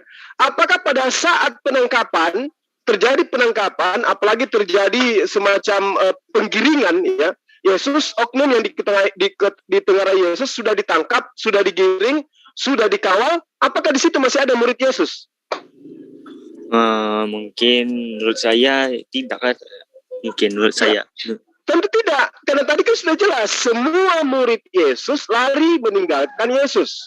Pertanyaannya, ketika penangkapan Yesus terjadi, murid-muridnya kemudian semua lari meninggalkan Yesus. Nah, terjadi penangkapan. Pada saat terjadi penangkapan, proses Yesus itu dikawal untuk diarahkan ke mana tempat di mana dia akan dieksekusi. Kira-kira bersama Yesus masih ada nggak muridnya? Tidak ada. Iya, karena tadi sudah melarikan diri semua. Makanya yang muncul pertanyaan kemudian, di ayat 51, ayat berikutnya, ada seorang pemuda. Nah, ini bukan lagi muridnya, karena muridnya sudah lari. Ada seorang pemuda yang waktu itu hanya memakai sehelai kain lenan untuk menutupi badannya, mengikuti dia yang ditangkap. Jadi ada oknum yang ditangkap, yang lagi dikawal, yang kemudian diterangkan bahwa murid-murid Yesus semuanya sudah lari, tapi ada oknum yang dikawal oleh 2 tentara Romawi. Itu 2 tentara Romawi mengawal sosok oknum, kemudian di belakangnya ada seorang pemuda yang juga mengikut dari belakang. Kalau sang murid sudah nggak ada, karena sudah pada lari semua. Nah, yang di belakang daripada oknum yang dikawal, yang ditangkap oleh tentara Romawi ini menggunakan hanya kain lenan saja. Nah, muncul pertanyaan, siapa menanggalkan jubahnya lalu menggantikan jubahnya dengan kain lenan? Oke. Nah, ternyata itu adalah Yesus. Iya. Oh. Ya. Yang Anda tanya tadi, sorry tadi sedang ada gangguan. Bang. Di dalam kitab Yohanes, bagaimana Yesus bukan menggantikan jubahnya dengan kain lenan. Yesus mengikat pinggangnya dengan kain lenan karena dia mau melakukan pembasuhan. Dan itu sesuai dengan tradisi bangsa Israel yang disebut dengan Paskah, perayaan dalam lakukan perayaan Paskah. Ya. Nah, jadi bukan menggantikan. Tapi dia lepaskan jubah. Oke. Bagaimana? Tapi sebelum dia menggunakan kain lenan, dia lepaskan jubahnya. Jubahnya? Iya. Kain lenan inilah yang menjadi dia pakai bukan sebagai pakaian penutup seluruh tubuhnya. Ya, tunggu dulu. Ya. Jubah itu apa menurut Anda? Jubah? Ya. Loh. Jubah apa rupanya jangan menurut kita, jangan menurut Anda. Oke, saya terangkan kepada Anda. Di dalam ayat Yohanes 13 ayat 4 itu, Yesus jelas melepaskan jubahnya. Apa jubah itu? Nah, ini perlu Anda paham. Jubah itu apa? Jubah itu adalah pakaian panjang yang digunakan oleh orang-orang yang ada di Timur Tengah sampai hari ini. Nah, kemudian dikatakan Yesus melepaskan jubahnya lalu menggantikannya dengan sehelai kain lenan yang diikat di pinggangnya. Kenapa di pinggang? Karena di situ ada aurat. Nah, inilah Anda enggak apa. Makanya saya bilang tadi awalnya Anda menggiring opini. Dia itu mengambil sehelai, mengambil bukan menggantikan. Artinya dia pakai. Dia di situ dalilnya kan jelas. Dia melepaskan jubahnya. Iya, artinya jubah itu ini pakaian suatu pakaian kebesaran. Betul, dia melepaskan jubahnya. Kemudian lalu dia mengambil pakaian kain lenan untuk mengikat di pinggangnya. Kenapa? Karena dia sudah tidak menggunakan lagi jubah, tidak menggunakan lagi pakaian. Bukan berarti dia memakai jubah, bukan berarti tidak ada pakaian. Dari mana Anda tahu? Sementara jelas dikatakan di sini. Karena jubah itu pakaian kebesaran. Karena dia kan dalam melakukan Paskah. Terus?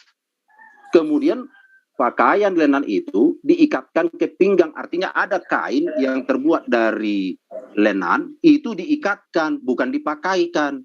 Itu diikatkan ke pinggangnya. Bacalah kitab Keluaran. Bagaimana orang Israel. Kenapa larinya ke Keluaran? Nggak ada kaitannya. Nggak masuk akal. Nggak ada kaitannya dengan Keluaran. Kenapa nggak ada? Makanya orang Kristen harus mengajari Anda Alkitab. Oh gitu. Iya. Bukannya orang Yahudi yang harus mengajarkan Anda. Oh enggak. Itu kata Allah. Kenapa bisa? Kenapa bisa? Yang lebih paham kitab Tanakh itu Anda atau orang Yahudi? Sekarang Anda berhadapan dengan saya Kristen. Iya, saya tanya sama Anda. Anda menggunakan kitab agama Yahudi kan?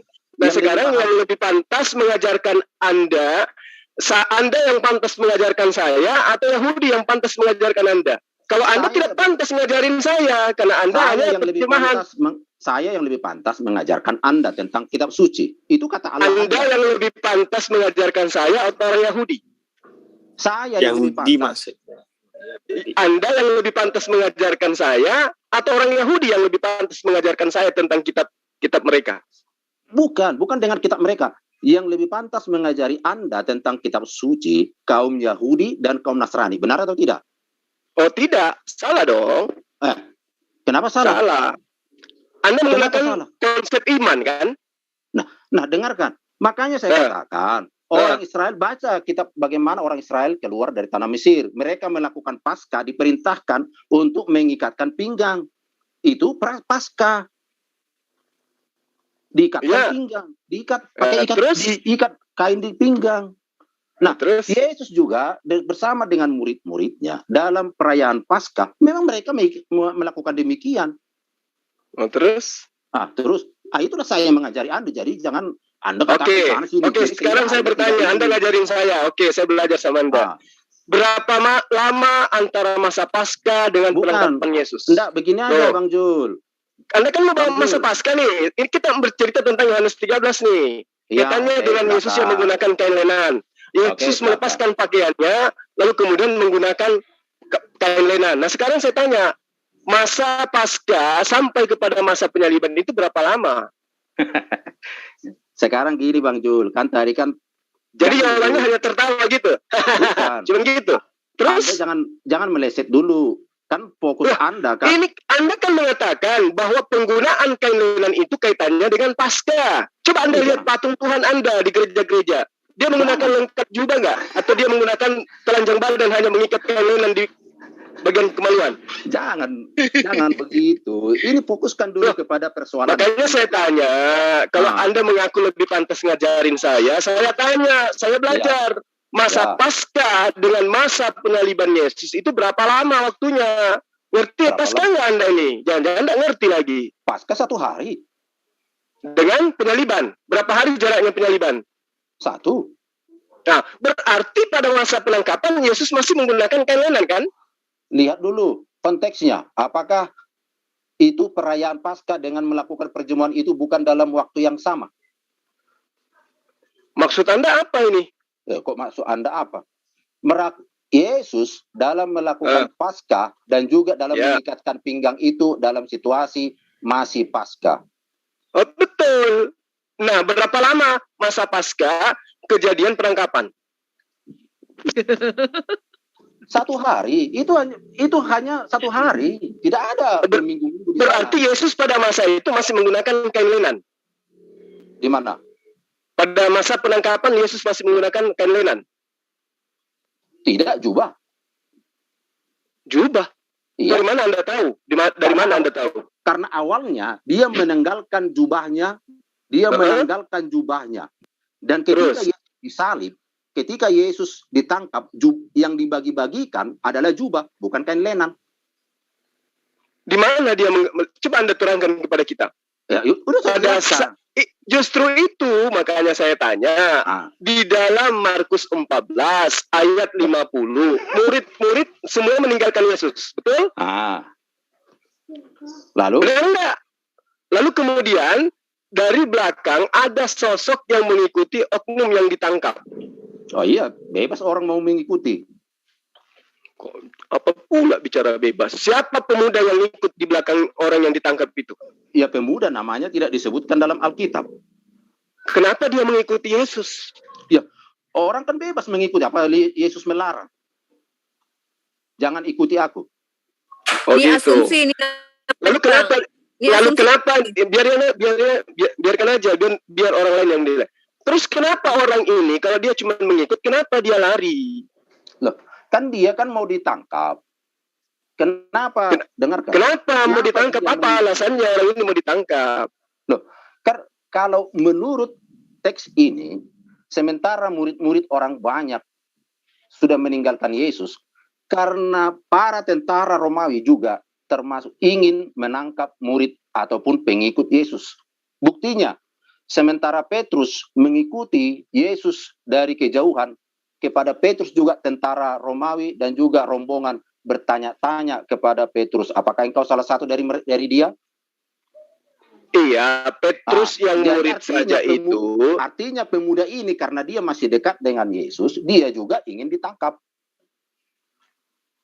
Petrus saja ketika dikabarkan muridnya semuanya meninggalkan Yesus. Berarti yang ikut di belakang Yesus ini, yang ikut di belakang sosok yang kemudian dianggap Yesus ini, itu adalah seorang pemuda yang bukan murid Yesus, kan gitu? Kan saya sebutkan juga begitu. Iya. Lalu kenapa kemudian dia melarikan diri, melepaskan kain lenan, lalu telanjang lari? Karena orang tentara Roma menganggap bahwa dia ini masih salah satu daripada bagian dari pengikut Yesus. Karena atas dasar apa Anda mengatakan itu? Karena sementara sesudah murid-muridnya pergi, tetapi Petrus masih datang kembali menguntit-nguntit Yesus dari kejauhan. Ya, kalau itu jelas di ayat-ayat selanjutnya memang. Iya, artinya Petrus juga ingin ditangkap oleh karena kalau dia merupakan bagian dari itu. Makanya Petrus menyangkal. Aku bukan pengikut, aku bukan bagian dari, aku bukan pengikutnya. Nah, lalu kemudian Petrus di situ menggunakan pakaian apa dia? Loh, ini enggak ada hubungannya dengan pakaian Petrus di sini. Loh, Anda kan tadi mengatakan pada masa itu orang semua menggunakan kain lenan. Anda kan bertanya tentang pemuda ini, bagaimana dia berpakaian lenan. Artinya pemuda ini adalah pemuda orang lain yang bukan murid Yesus, tetapi setiap orang boleh saja karena ada satu peristiwa, boleh saja dia datang mendekat di situ. Anda ini asumsi atau ada dalilnya? Loh, ya satu peristiwa pasti datang orang. Iya, datang orang. Tapi kan ini masalahnya, tentara-tentara Romawi, serdadu-serdadu Romawi itu adalah tentara-tentara yang sangat ditakuti pada masa itu. Loh, karena ini ada orang yang mengikuti sosok yang sudah ditangkap, dikawal oleh 2 tentara Romawi. Kemudian ketika dia ingin ditangkap, dia melepaskan kain lenannya, lalu kemudian dia lari telanjang.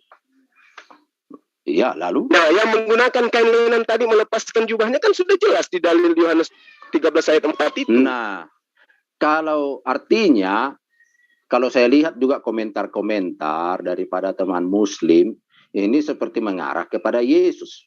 Sementara kan Yesus yang menggunakan kain lenan tadi.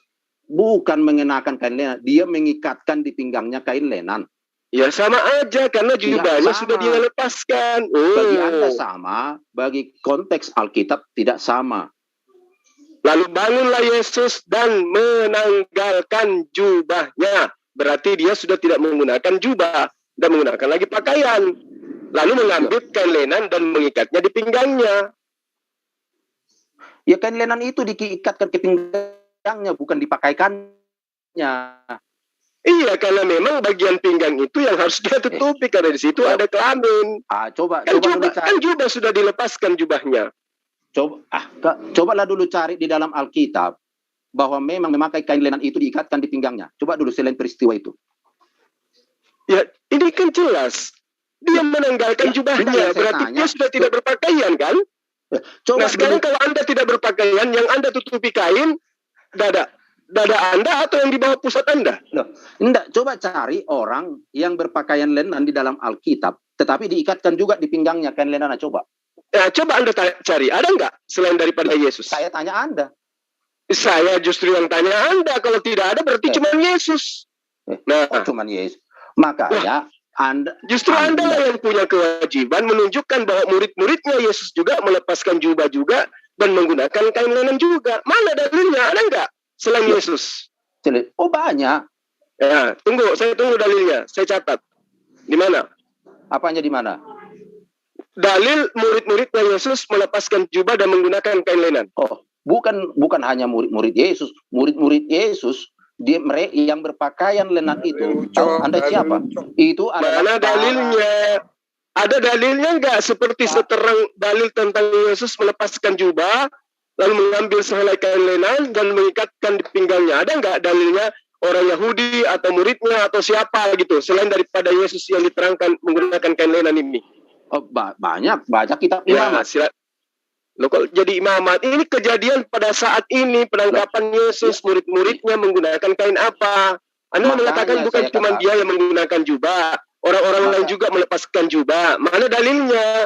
Makanya saya katakan, yang berpakaian kain lenan itu bukan hanya Yesus, tetapi juga para imam.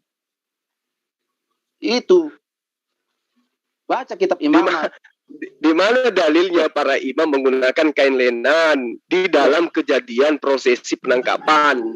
Coba. Itu sudah menjadi pakaian khas daripada para imam. Makanya saya katakan, Kristen itu harus mengajari Anda.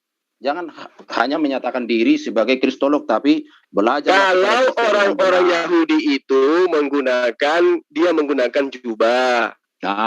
Kain lenan itu digunakan pada saat mereka itu dibungkus, mati, meninggal, itu baru dibungkus kain lenan. Lalu kayak gitu kok. Mayatnya Yesus dibungkus kain lenan. Ayo. Apakah hanya Yesus pada zaman itu yang berpakaian lenan? Itu kan pertanyaan saya. Kalau ada coba tunjuk dalilnya, kan begitu sederhana. Ada enggak? Saya kan udah jelaskan kepada Anda. Apa yang Anda jelaskan itu hanya penolakan Anda dalam membuktikan siapa yang lari telanjang, tapi tanpa dalil. Kalau saya jelas. Ini pemuda ini. Tolong Anda sanggah. Seorang pemuda menanggalkan kain lenannya lalu lari telanjang. Siapa pemuda yang menggunakan kain lenan sesuai dengan kitabnya Anda? Yohanes 13 ayat 4. Yesus melepaskan pakaiannya lalu mengambil kain lenan untuk mengikatnya di pinggangnya. Nah, kalau Anda katakan yang lari telanjang itu bukan Yesus, kewajiban Anda tunjukkan dalil siapa seorang pemuda yang menggunakan kain lenan pada saat itu. Dalil, saya butuh dalil, bukan asumsi. Silakan. Alkitab tidak ada menyebutkan nama tentang. Nah, sedangkan Alkitab Anda menyebut nama.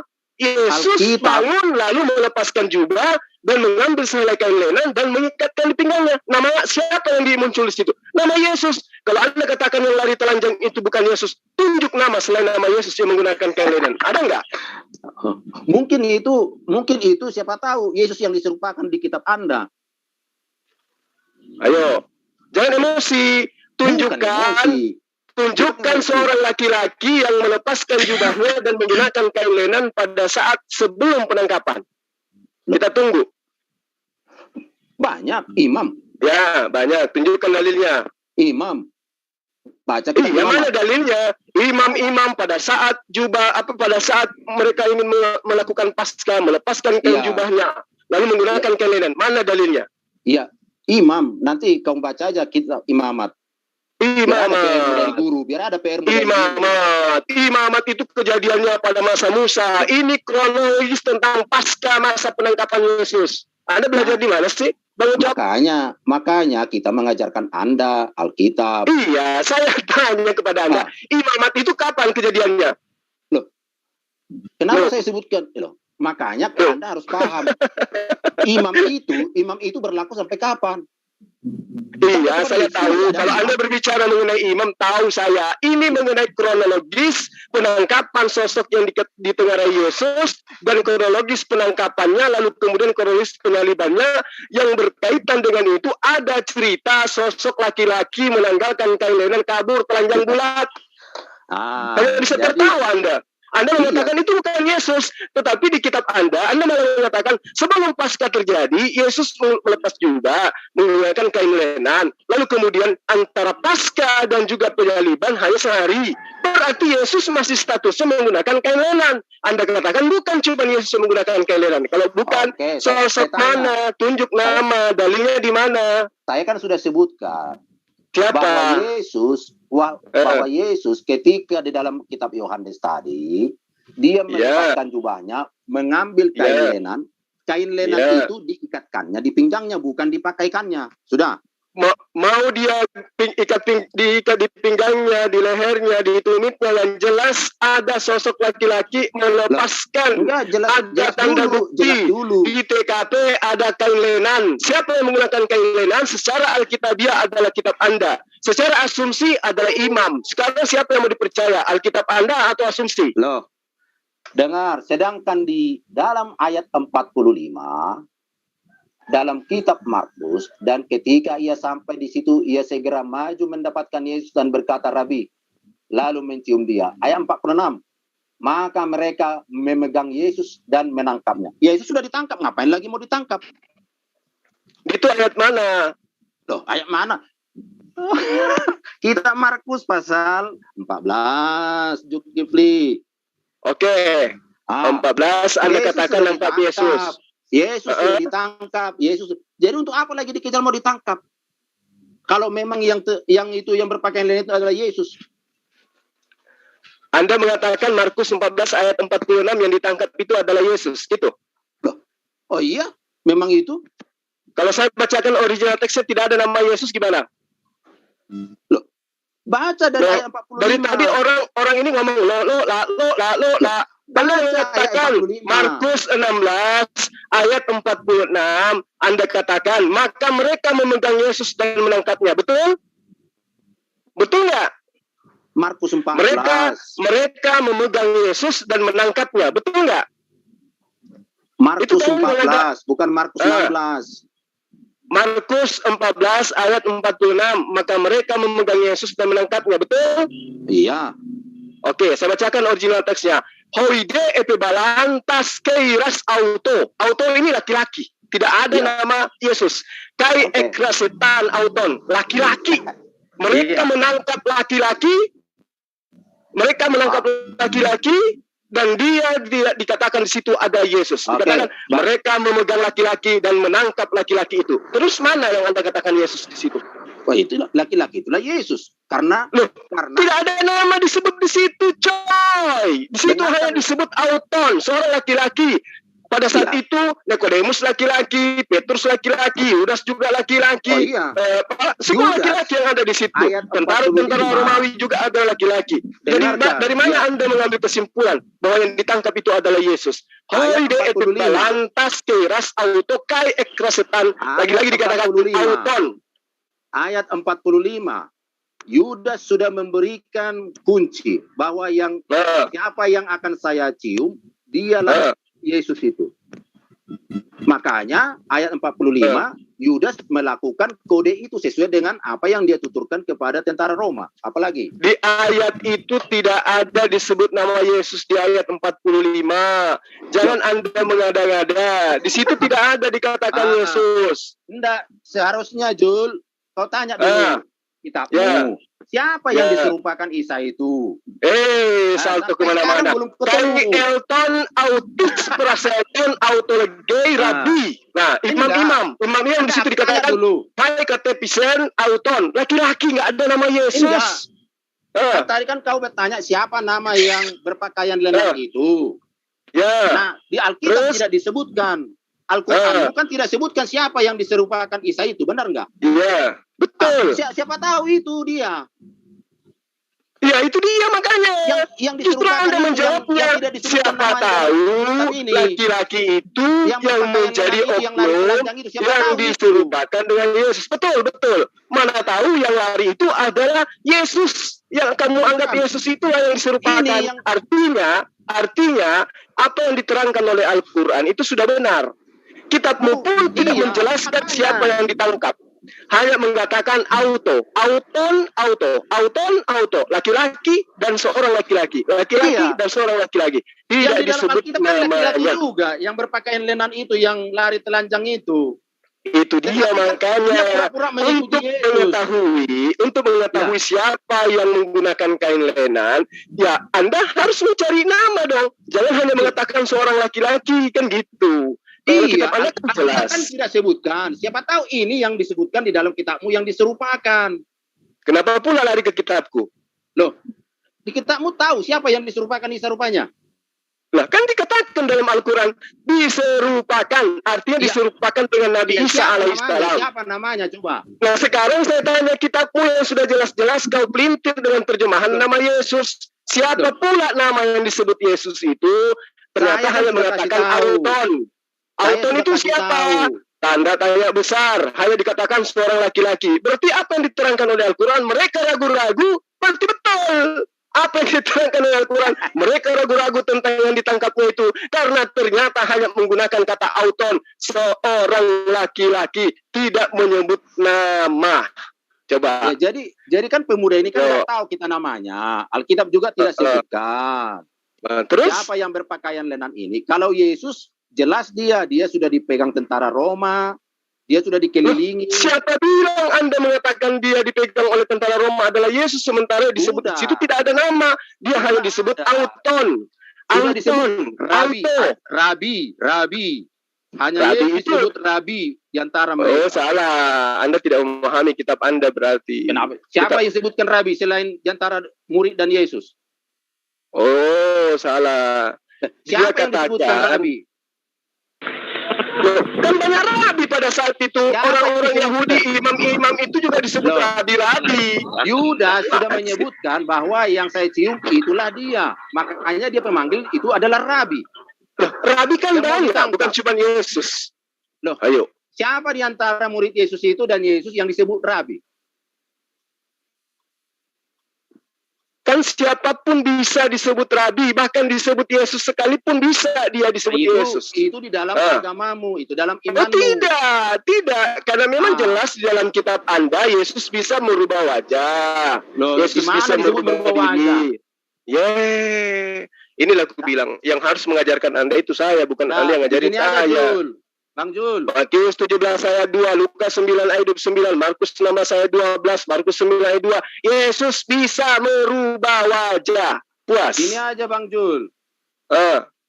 Tentukanlah satu topik, kita diskusi dengan santai. Ya, ini udah santai kali pun. Saya sambil makan ini kan santai, tapi ini saya makan ini. Apa tadi namanya nih? Nah, makanan dangkot ini saya makan sudah 2 porsi ini sambil diskusi. Yang mengikuti Yesus ini berpakaian lenan nggak tahu namanya, ya boleh jadi mungkin yang disuruhkan itu boleh jadi.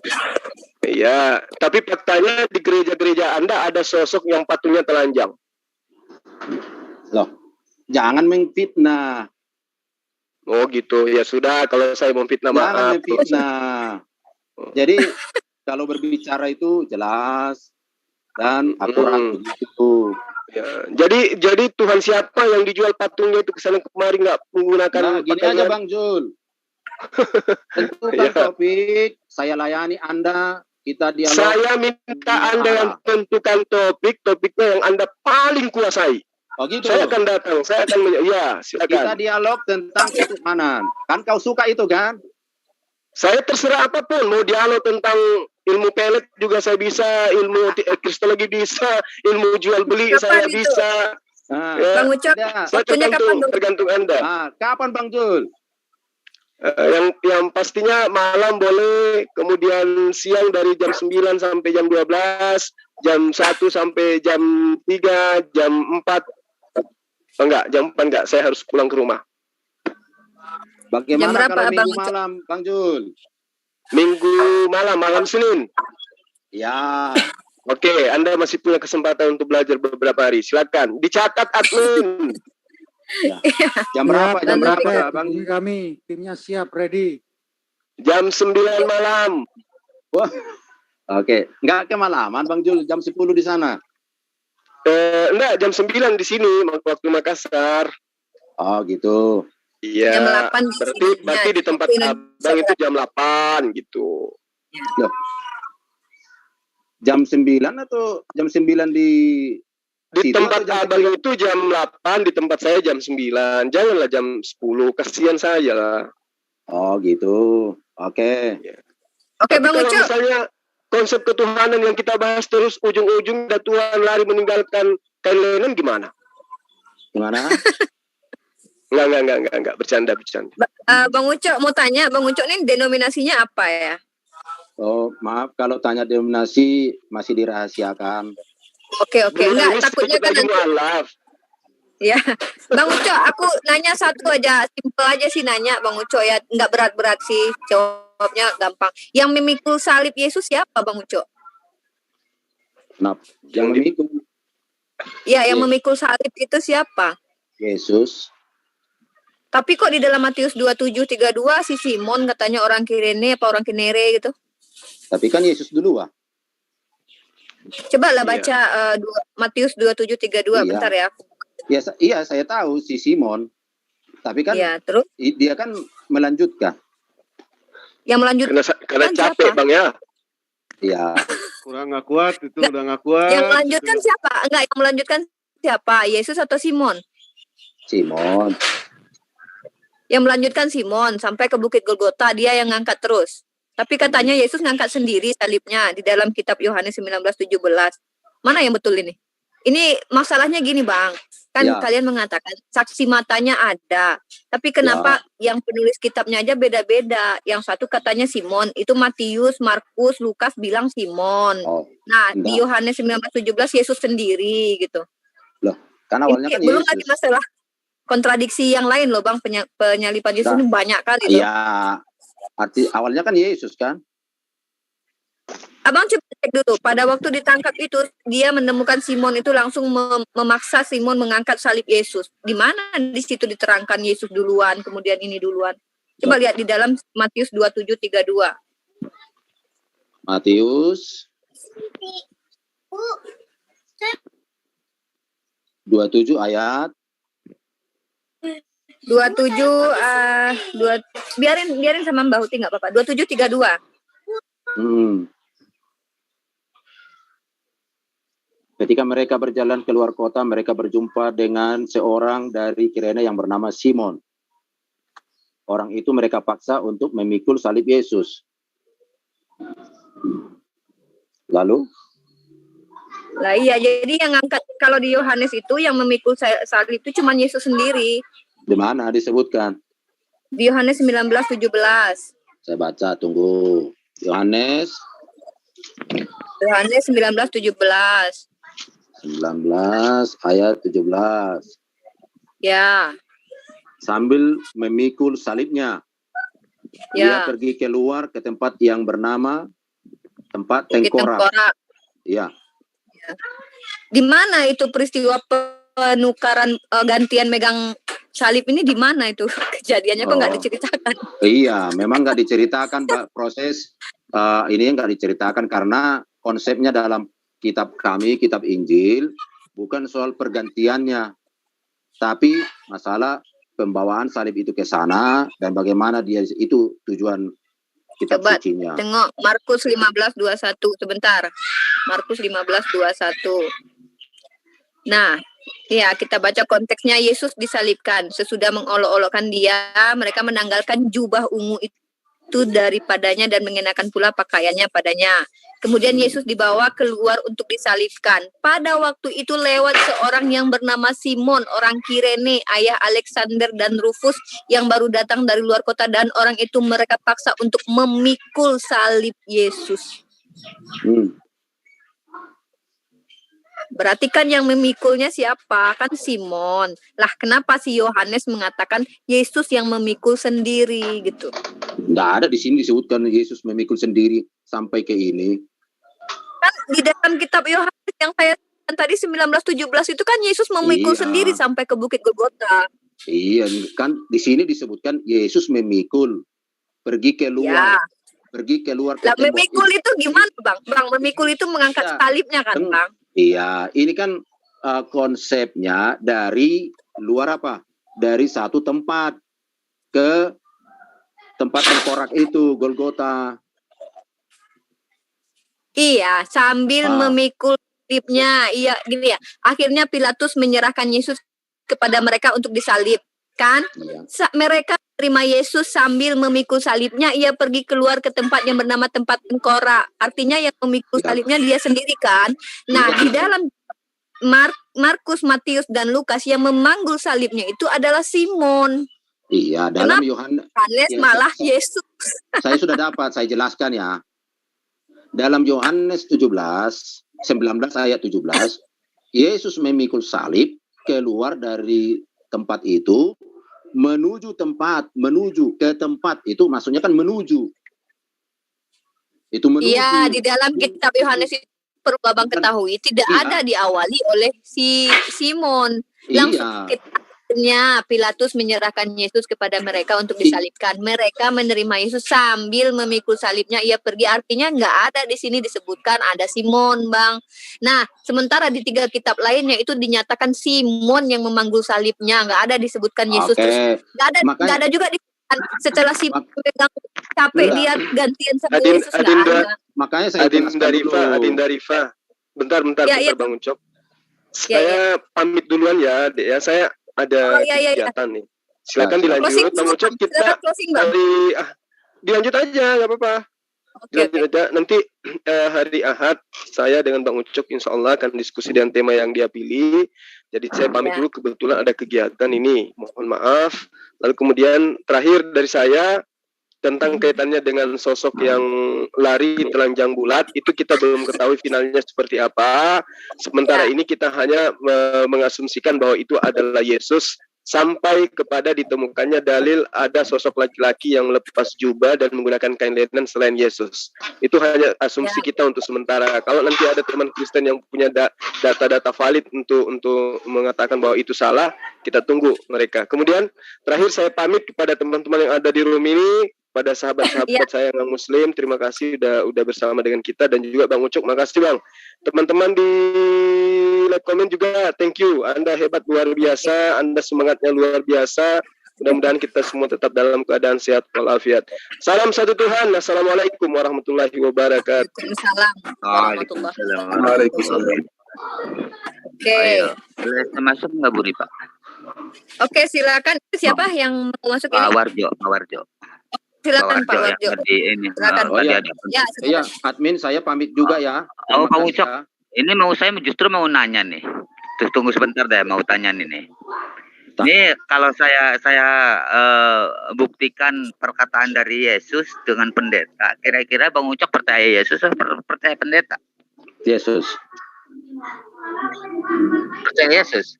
Nah, sekarang saya buktikan sama Bang Ucok nih.